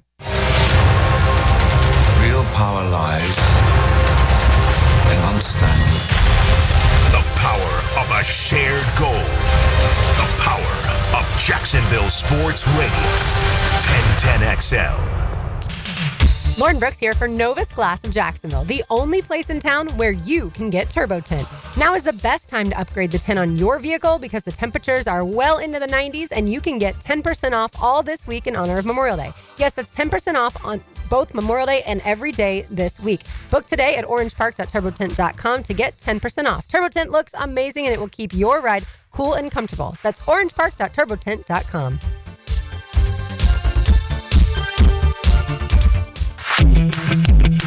Denny Thompson here. If you haven't heard, Tyson Sound and Security has a house built right inside their showroom, showcasing complete home automation and security systems. You have to see it to believe it. This setup can recognize intruders who approach your door and alerts them to leave if there's a break-in. Keep your family safe with the most state-of-the-art technology. Tyson Sound and Security, your security, home theater, and home automation experts. New showroom at 3555 U.S. Highway 17 in Fleming Island. Pro Paint Days are back at Lowe's, and My Lowe's Pro Rewards members can save even more with limited time deals. Right now, buy one, get one half off select HGTV Home by Sherwin-Williams Primer and Ceiling Paint. Plus, get free same-day delivery to your job site when you order by 2 p.m. Offer valid through 6/13. Delivery by 8 p.m. Subject to driver availability. Additional terms apply. See Lowe's.com/same-day delivery for details. It's a Big Chief Tire Monday. The local Jacksonville shop for fair prices and service you can trust. Twin Peaks is the best in the game. Here, your favorite drafts are poured at a frosty 29 degrees, and rare barrel-aged whiskeys are served just the way you want them. It's bigger game days and bolder fight nights. I mean, where else can you find a scratch kitchen that always comes in clutch every day from lunch to late night? Only at Twin Peaks, the #1 sports bar. Hit a home run for happy hour and ask your Twin Peaks girl about local specials on drafts, cocktails, shots, and more. The housing market is as busy as ever on the First Coast. And if you've moved in or moved on, make sure you have a team of trained electricians ready to help. American Electrical can make sure you're up to date electrically and maximize your living experience. Smart home automation services, home theater systems, outdoor and dock lighting, and backup generators. American Electrical can do it all. A team you can trust with highly trained technicians ensuring you have the best living experience.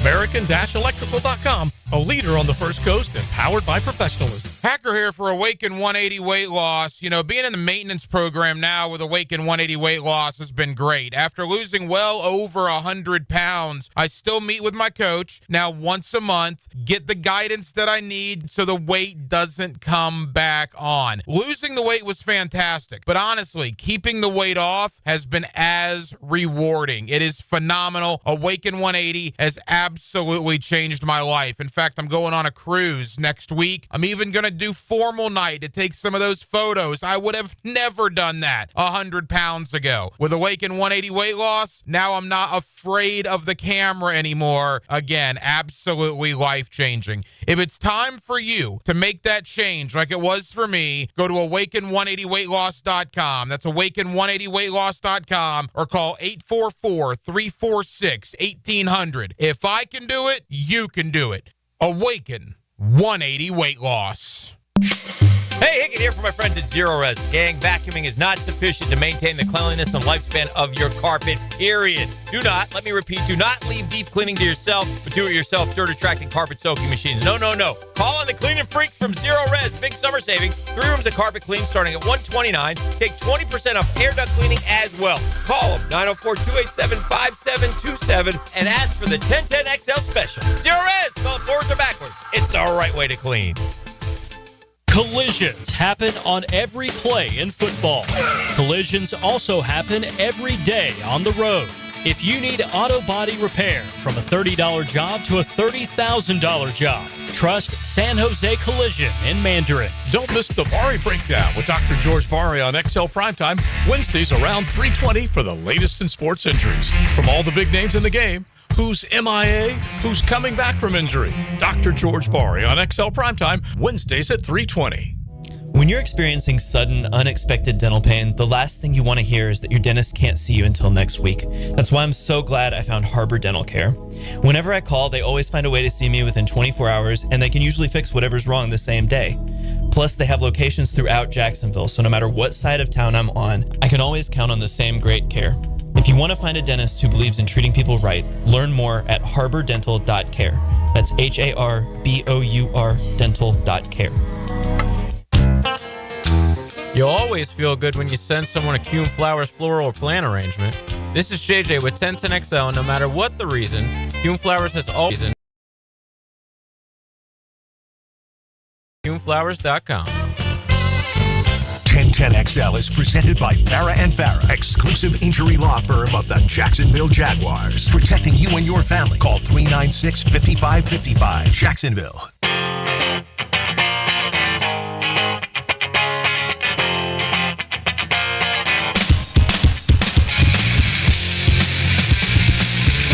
Taylor Dahl, Dylan Denmark, filling in for RJ Saunders. I'm Lauren Brooks with you on this Big Chief Tire Monday. Like I said at the top of the show, they took care of an oil change for my car as well as brake pads and rotors. Yes, I jokingly said I don't know what rotors are. I understand what rotors do. I'm just not about to replace them myself. I do not. And I kind of know that. Put it that way. All right, want to let you hear a couple cuts here from Josh Hines-Allen before we get to today's Terminix Pest of the Day. And you know what? I'll just tell you, today's Terminix Pest of the Day is Ryan Nielsen. We've already discussed this ad nauseum today. I'm sorry, Ryan. I know your family was going through a lot last year. I do not dismiss that whatsoever. But when it comes to this Jaguars defense, so many different things went wrong. If you have any pest issues, termites, mosquitoes, if you have any pests at all, make sure you contact our friends at Terminix. Visit them online at Terminix.com, Terminix.com. They take care of everything at our house. They will do the same for you. That's why they take care of Everbank Stadium, ViStar Ballpark, ViStar Veterans Memorial Arena, and so many more. Yeah, I'm sorry. You're asking Jaguars edge Josh Hines-Allen. You're asking edge Trayvon Walker and amongst other guys to gain weight, to play a sport where it's obviously violent, but you play the best when you're playing fast. Yeah. To get to a quarterback, you can't have extra poundage. Anyone who's ever weighed more than what they should, their ideal weight, you pick up some dumbbells that weigh more, about the amount that you weigh more than what you're supposed to, and you're like, holy cow, I was carrying that. Yeah. That is a lot of weight. And so, yeah. Yeah, and we've also had this conversation so many times within the last 5 years of how a lot of defenses are changing, and these guys are we're seeing linebackers form into this almost new position group because they're dropping back in coverage, so they're having to be faster and more athletic, compared to what we used to see. Yeah, the defensive ends the same. Yeah, and the defensive ends the same. We used to just see these huge, massive ends, and now they're kind of slimming. They're still big. They're big guys, obviously, but they're not the way they used to be. And the linebackers are in the same thing, and so he went opposite of what everybody else is trending towards. But, All right, so here's Josh Hines-Allen. He met with reporters after practice and was asked about the weight he played at last year. I mean, I got up to 285. I was much bigger. And, my mindset was always, to be as dominant. But, it was a little, obviously holding a little bit more weight kind of, puts a little bit more wear and tear on the body. And just, it was a lot, too much. Again, learn to adapt. Got to know what works best for you. Something I tried and something that I'm like, all right, I probably don't want to do that again. So we're working on maintaining a good goal for me this year and, put some good tape out there. By the way, want to do that again. He is listed on the Jaguars roster as of now at 6'5", 255 pounds. He was at 285. And he, at one point last year, got up to 285. All right, so let's ask Josh, was that playing weight affecting him? I'll cut 6, Dylan. You're good. See, I don't know, because I was also getting banged up a lot more. My body was not cooperating as much as I wanted to, but I take care of my body to the utmost. But it was a little bit different, so I don't know if that has something to do with the weight. So that's something I took in consideration coming into this season. And there we go. What's the goal number this year? 265? To break the sack record. Be an All-Pro and win Defensive Player of the Year. Well played, Josh. That was good. I will vividly forever remember, and this will tie a couple things together. I will vividly always remember the day I got the text that JHA had weighed in at 285 and was within 10 pounds of Trayvon Walker. And the dismay from other personnel in the building that listen, he did what the coaches asked him to do. Yeah. This was not a matter, and I need to make sure we get that on the record on the airwaves. This was not a matter, contrary to what you will see trolls on Twitter say, of a player who got paid and then got, quote, fat and happy. Yeah. No. This was the mandate. This is what they told them to do. And I think that for 41, I can't even imagine, because he's trying to achieve that while also recognizing that by training out in Arizona in the offseason and maybe not coming to every single OTA, it resulted in the best year of his career in 2023. And so he's trying to balance that while also having to put on 30 pounds, contrary probably, if I had to guess, to what he was being told at Exos out in the Phoenix area. The whole thing is just fascinating to He's me. only 2 sacks away, by the way. from tying totally the record. agree. And then, because Tony Brackens has it at 55. Yeah, that could happen pretty quickly. He has 53. It could happen in the first game against yeah. the Panthers. I'd love for him to get 3 just in that game and then be done with that. But it does all make sense because everything felt, and we've used this word a lot, everything felt slow, like slow motion, everything they were doing. And now it all makes sense because all of these guys were playing with all of this extra weight that they, in 4 or 5 months, had to figure that out and then also try and learn how to play with that weight. And so guys like Josh Hines-Allen, I respect him for saying, yeah, I did it because that's what the coaches want and you have to adapt sometimes in this league, but let's not do that again. And the coaches weren't adapting, dang it. He was asked also about going into another year thinking about his weight. I want to be in a dominant mindset. I don't want to be 285. What do y'all think? I mean, you look great. All right then. Have you ever been in your life 285? Yes, heaviest, and I felt it too. But, I feel great. I ran 20 miles per hour the other day, so, we can mark that up. So I still got it. But that was chasing after his kids. He did tell us that That's later. funny. By the way, he started his press conference. Josh is so incredibly sweet. He started the press conference by looking right at Demetrius. Demetrius asked him a question, but instead of responding to the question, he goes, wait, how's everybody doing? Also, Demetrius, you got married. Congratulations. Aww. Welcome to the club. He is just someone who has always taken that extra level. And I understand some people say, well, I don't care. I just need him to get double-digit sacks once again. I get that. But he is a person... being around him now for all these years, I appreciate it. I enjoyed wonder his shout out to Gene, by the way. Oh, yes, absolutely. 1,000% was watching. Yes. Continue, Taylor. He said, congratulations to Gene on his retirement. But I miss you, Gene, and I know you're watching right now. Oh, that was cute. I wonder, though, just talking about the weight thing, if his wife was like, you're getting a little big. What's going on? You've always had a six-pack. Yeah, what's There's happening a tire here? It's just, again, and for those of you who missed the 12 o'clock hour, our friend DJ Dell, one of our Heeligans who makes great Photoshops. This is not a Photoshop. Yeah, I retweeted it also because it's insane. He screenshotted Josh at his press conference last April when he was given his 5-year extension. And then he screenshotted a media availability from the locker room in August of 2022. And it is, as Dell's told me, look, it could be interpreted as one screenshot, but one screen grab, a weird position. It still is extremely visible, and it is, I can't even, that's just him.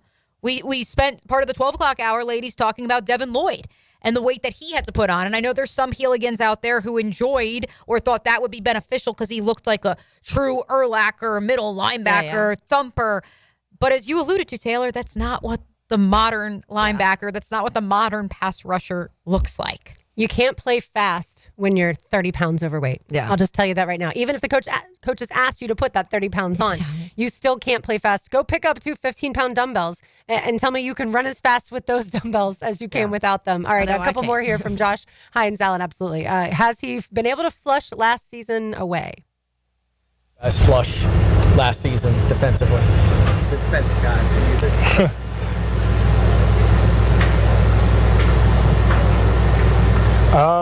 Next question.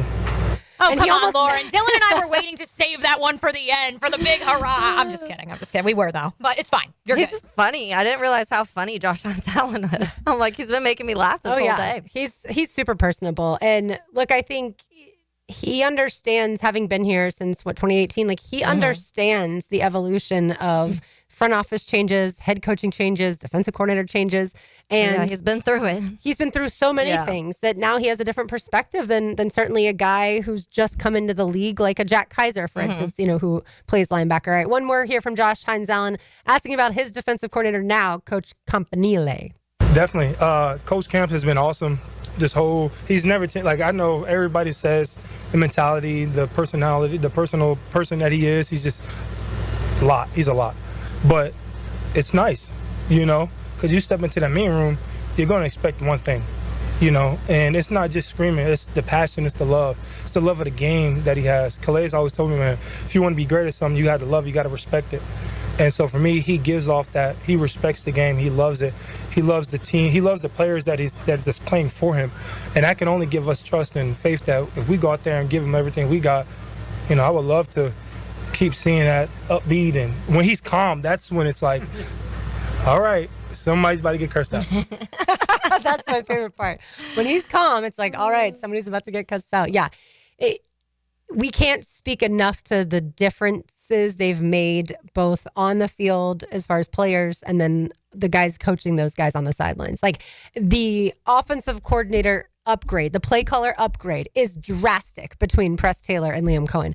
The defensive coordinator upgrade between before Mike Caldwell and then Ryan Nielsen last year and now Anthony Campanile, like it is drastic. And we're going to be able to see the fruits of it certainly come September. But to me, watching these guys work at practice now, like you can already see the differences between last year and this year. I would say I'm a lot. Is that a good thing, Taylor? I got such a kick out of that. It's a lot, but it's a good thing. It's a lot, yeah. Exactly.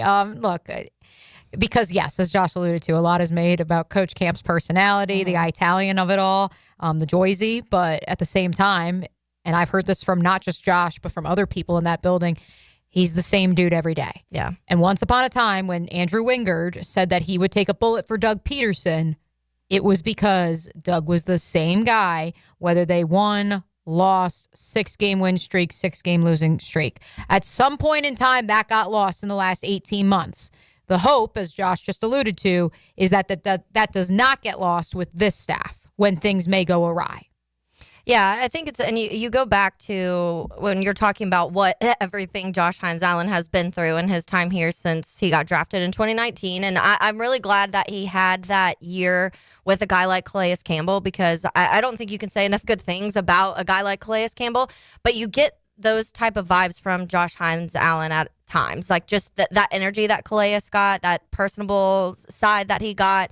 And I think that rookie season, him coming in and having somebody like that, and a Miles Jack, some of those guys that were around him to show him what leadership can look like, but what it doesn't always have to be this one type of player leading a team. And I feel like Josh Hines-Allen has been the perfect guy throughout these years of developing, even through all of the chaos of new coaches and new players and guys giving up, it felt like, and coaching staffs getting fired when you felt like the other side of the ball should have gotten fired.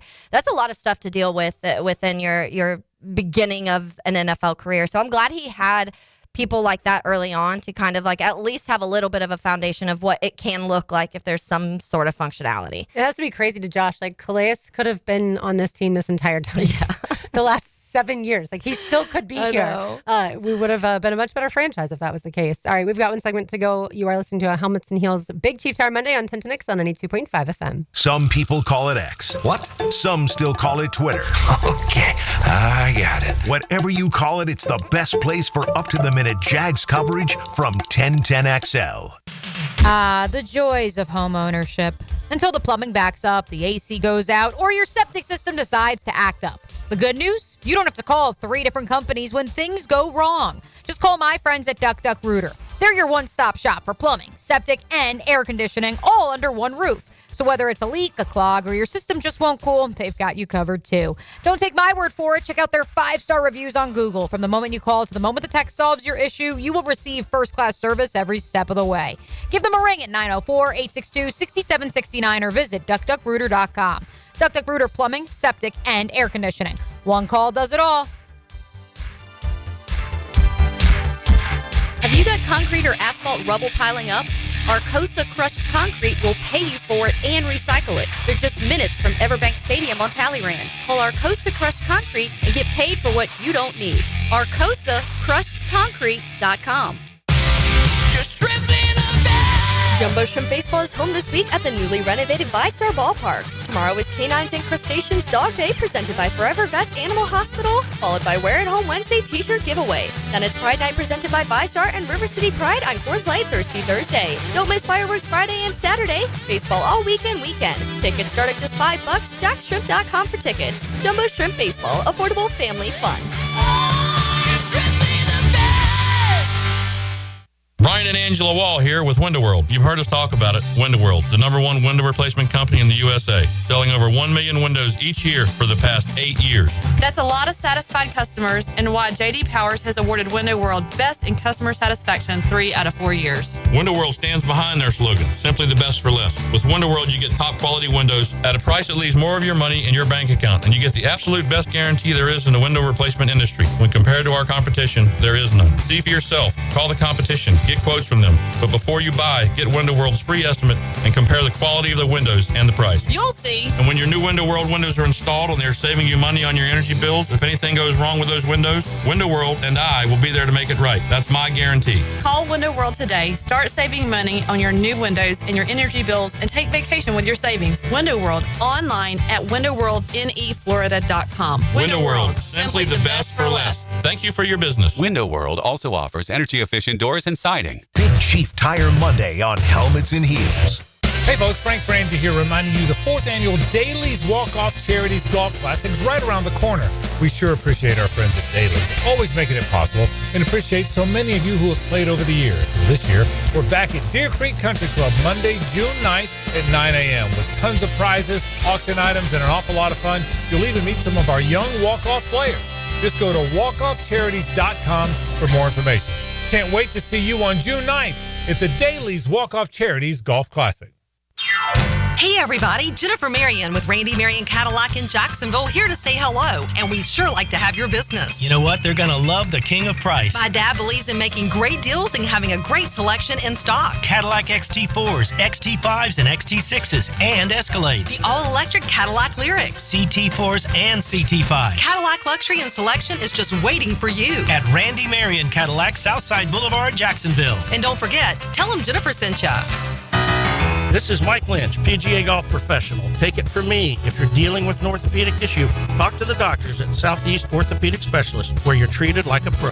This is Dr. Kevin Murphy with Southeast Orthopedic Specialists, where athletes are treated like pros.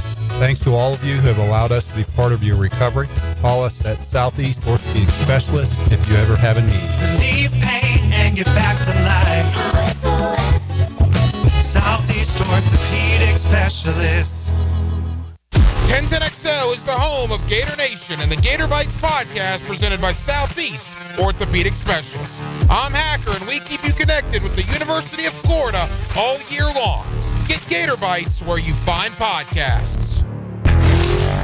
I'm with Greg from Cycles of Jacksonville, and Triumph has branched off from on-road to off-road. Give us the latest on what they've got. They've got the 250 and the 450. Rick Carmichael designed these bikes himself, and they are bad to the bone. So you're talking about a really cool effect from a bike off-road that Triumph had on-road forever. It is, and it's out there winning races, and it is fun to ride. Check it out, Cycles of Jacksonville, their showroom on Atlantic near Regency, or online on their Facebook page. Hey, Hicken here. Tired of glasses or contacts? Discover customized vision solutions at Bowden Eye & Associates. Dr. Bowden's team offers cutting-edge options like Evo implantable Collamer lenses or refractive lens exchange and classic LASIK, designed to fit your life. Picture perfect vision for reading, driving, or just enjoying the day. It's easier than you think. Call now for your free screening. Bowden Eye & Associates, they're keeping the First Coast focused. Instant Keys. You don't have to go to the dealer. Instant Keys comes to you. Instant Keys saves the day if you have lost or broken keys. They can program new keys and remotes for nearly every make and model of vehicle at a fraction of the dealership cost. Fast, honest, and reliable locksmith service. Call 722-1111. Instant Keys. Instant Keys. You don't have to go to the dealer. Instant Keys comes to you.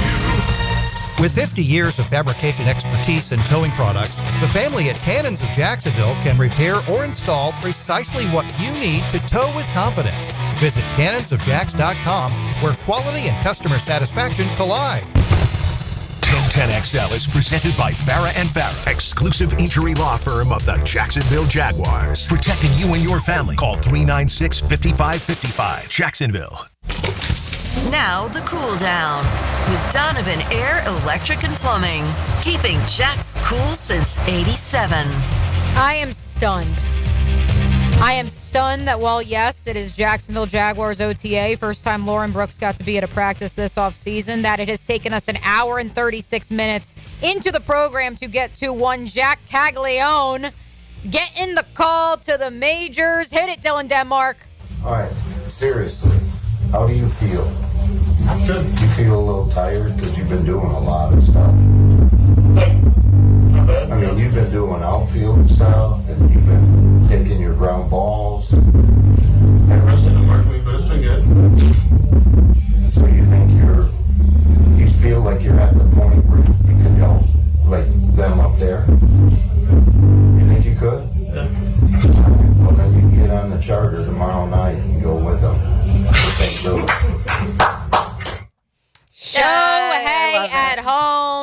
proud of Jack Kaggs. And he's not going to be Shohei, though, because he's not going to pitch. He's going to be just a hitter. But Still so exciting. He's like, are you tired? He's like, what? Why would I be tired? I'm like 22 years old.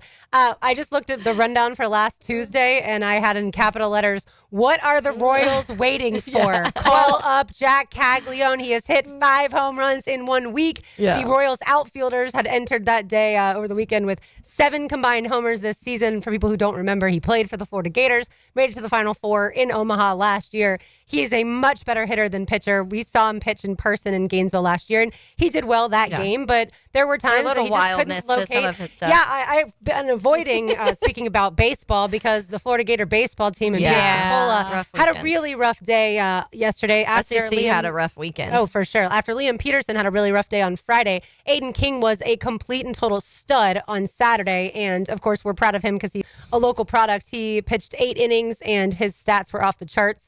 And I'm excited for his future, but at the same time, you kind of have to have more than one pitcher. And I thought Liam Peterson would Well, you definitely have to have more than one pitcher.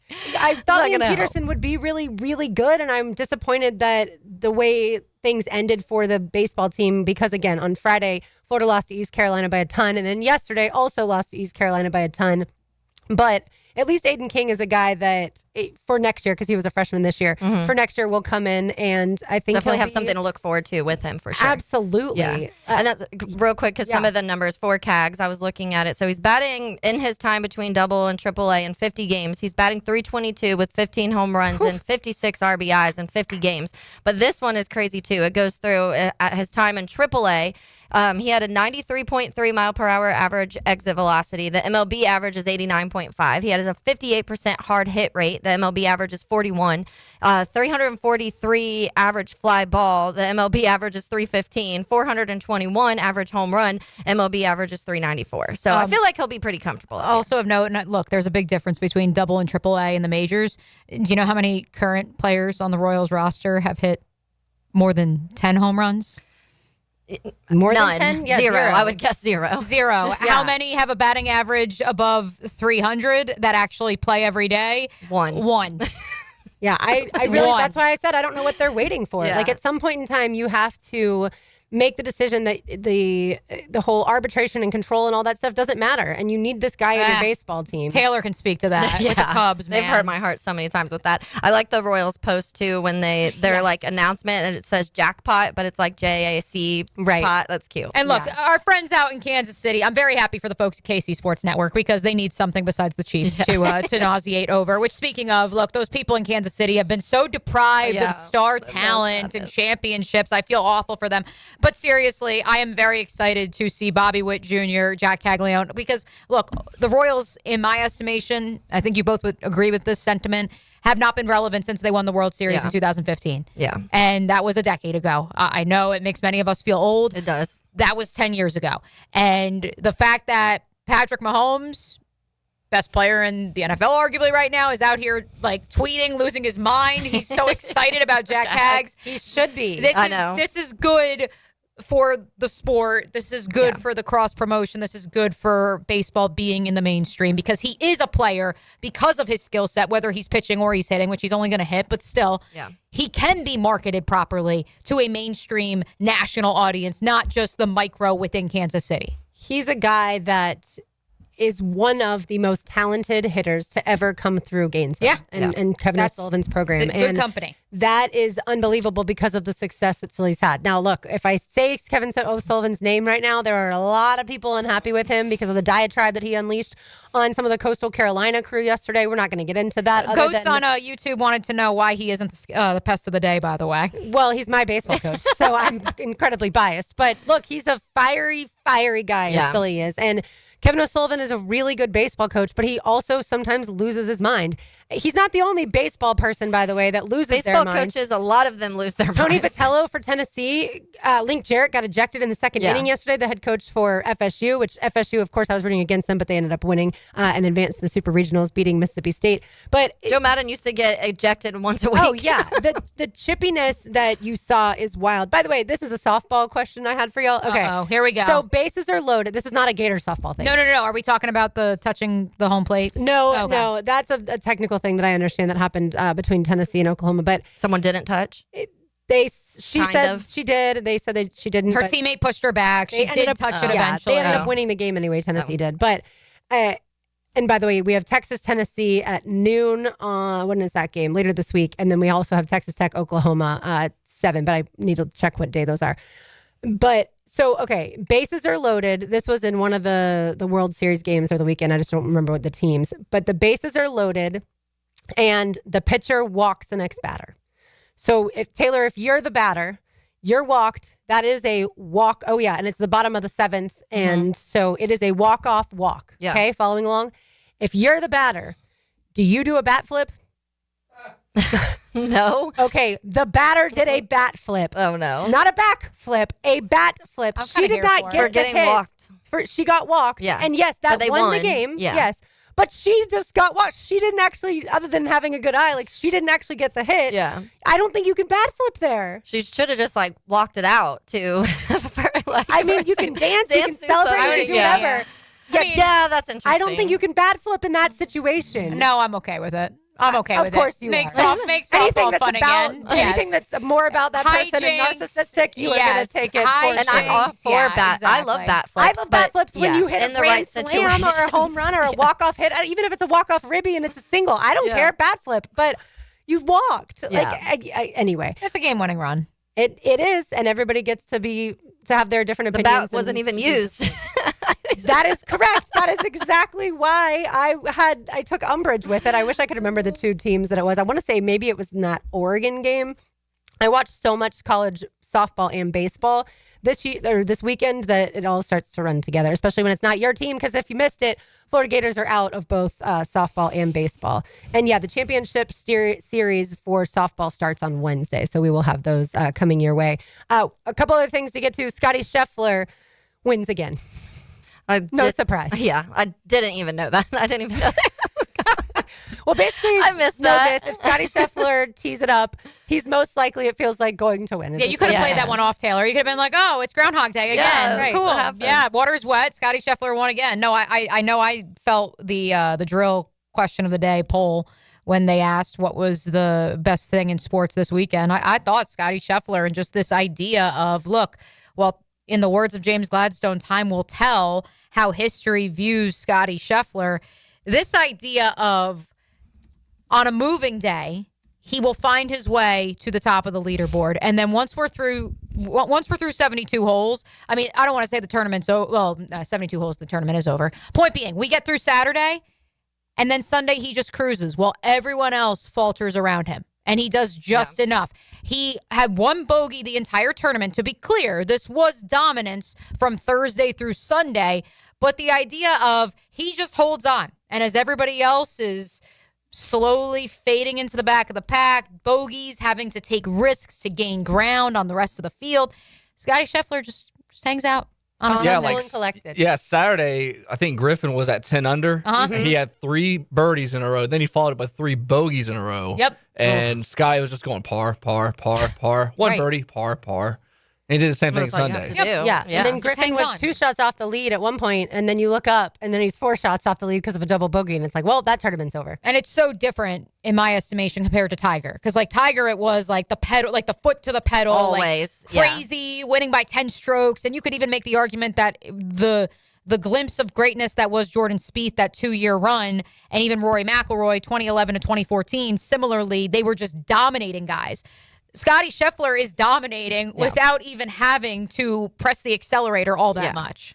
But at the same time, that's smart. Like, it's smart to play the type of golf that you're not pushing yourself to where you end up in any trouble. I feel like Scotty Scheffler, we've seen him have to do that. That's we've what seen I him was about have to to. say. We've when seen he him has have to, he can. But I feel like in situations like this, he doesn't have to. So he just cruises. Right. And that is what I guarantee his caddy is telling him. Like, literally just hit the fairway, take your deep breaths, go hit a good chip shot, make your putt, because you pretty much always make your putts or at least get close. And then you're going to have yet another trophy. And this is his 16th win on the PGA Tour. Yeah, I feel like 3 years ago, nobody knew who Scotty Scheffler was. I know I didn't. Right. And you're not that super into golf, which is understandable. By the way, Wednesday, we have Panthers-Oilers, the beginning of the Stanley Cup final.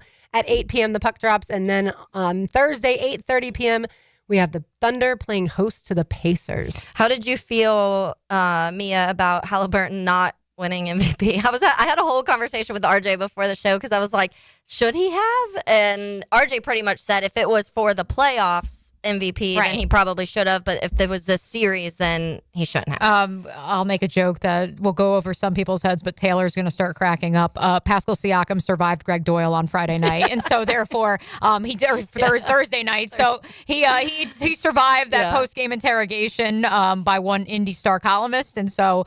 Just give him the MVP award. For that. Thank you for your service, Pascal. We appreciate you. Look, Siakam was probably the most consistent player, and our friend Angela Morian when she joined us a few weeks ago, she certainly said, look, Tyrese Halliburton is prone in a 7-game series to have a game or two where he only has 6 to 7 points. Yeah. And so it's not out of the question. It's not like this consistent, outside of game 6, Jalen Brunson, where he's dropping 30 plus a game and having a triple-double, flirting with a triple-double every single night. He certainly does that the majority of the time, but it's not night in and night out. And so, whereas I couldn't remember Doyle went to UF. I was like, there's some sort of tie to the Gators, but he went to the University of Florida. We can't get rid of him. It's the cockroach. Nothing against him. Great writer, but yikes. A little bit of an interesting line of questioning. But it'll be an interesting matchup, and you'll read a ton about the ratings and mid-market, small market. Who cares? They're two of the best teams throughout the course of the season. Yeah. The Thunder were the best team throughout the 2024-2025 season. So I'm glad the best team made it. Let them play. Roll the ball out.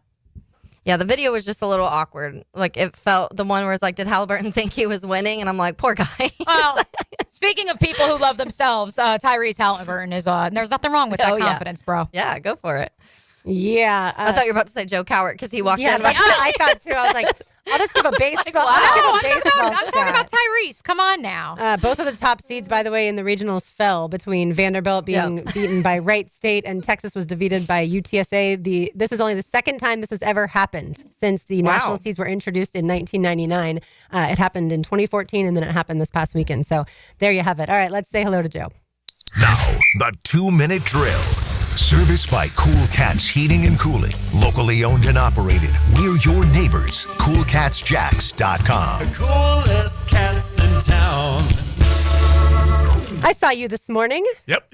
What'd you think of the OTA number 7? It's fun to watch. It's hard to pull a lot out of it that it's going to be true from here on out.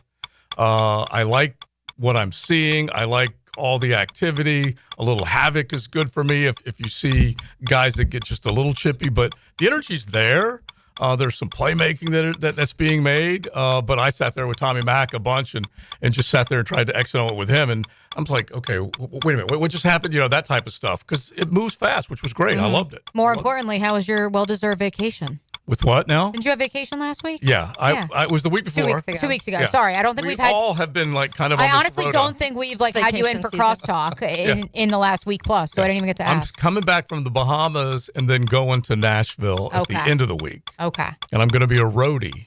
I'm working the CMA Fest. Oh, that's fun. Let's go. My son-in-law is going to be bossing me around. I'm just going to be slugging stuff like a grip. So I'm all excited about it. That's awesome. Who are you most looking forward to seeing? Yeah. If you can see them from your position. We'll be at Old Red for at least 2 nights and then 1 night in Nissan Stadium, which Keith Urban and a company will be there. I can't remember who else is there that night. But anyway, Zach Brown, Blake Shelton, Kelsey Ballerini, Jordan Davis, on and on and on. So it's going to be. I love Old Red. I'm pumped. Keith is one of my favorite artists I've ever seen live. Yeah. I've seen him like 4 times live. Yeah. Also, if you ever get that close to him, one of the best smelling humans on the face of the earth. I know that's a little TMI, but if you ever get that close to Keith Urban, folks, man smells They're amazing. just sniffing. Report back on that, Joe, next week. Well, like I said, the son-in-law's moved up in the power rankings with this. So even though he's going to boss me around, I'm super pumped for it. What's coming up on today's show? So we'll jump into what I saw today, and there's certain things that you want to see, feel. I talked to Devon Hamilton, so we'll get an idea of what he's thinking. They moved around and they looked at the draft, and we kept talking about 3 technique. He's a guy that still has an opportunity to be the guy at that on the nose at that 1, and it's important for him. And you got a couple of other guys with Jordan Jefferson and company, but anyway, the conversation with him, and then we'll just start looking around NBA Finals. I don't think too many people are fired up for Indiana versus OKC, but whatever. We'll get into it. Those fans are, that's for Yeah, sure. they are. Oh, yeah. Hey, look, they're the two best teams. That's at least the way we should look at it. Absolutely. All right. Yeah. Thanks, Joe. All right. Thank you all. All right, that'll do it for us today. For Mia O'Brien, for Taylor Dahl, for Dylan Denmark, filling in for RJ Saunders. Great job today, Dylan, as always. I'm Lauren Brooks. These heels are made for talking. We will talk to you tomorrow, but don't go anywhere. XL Primetime is on deck.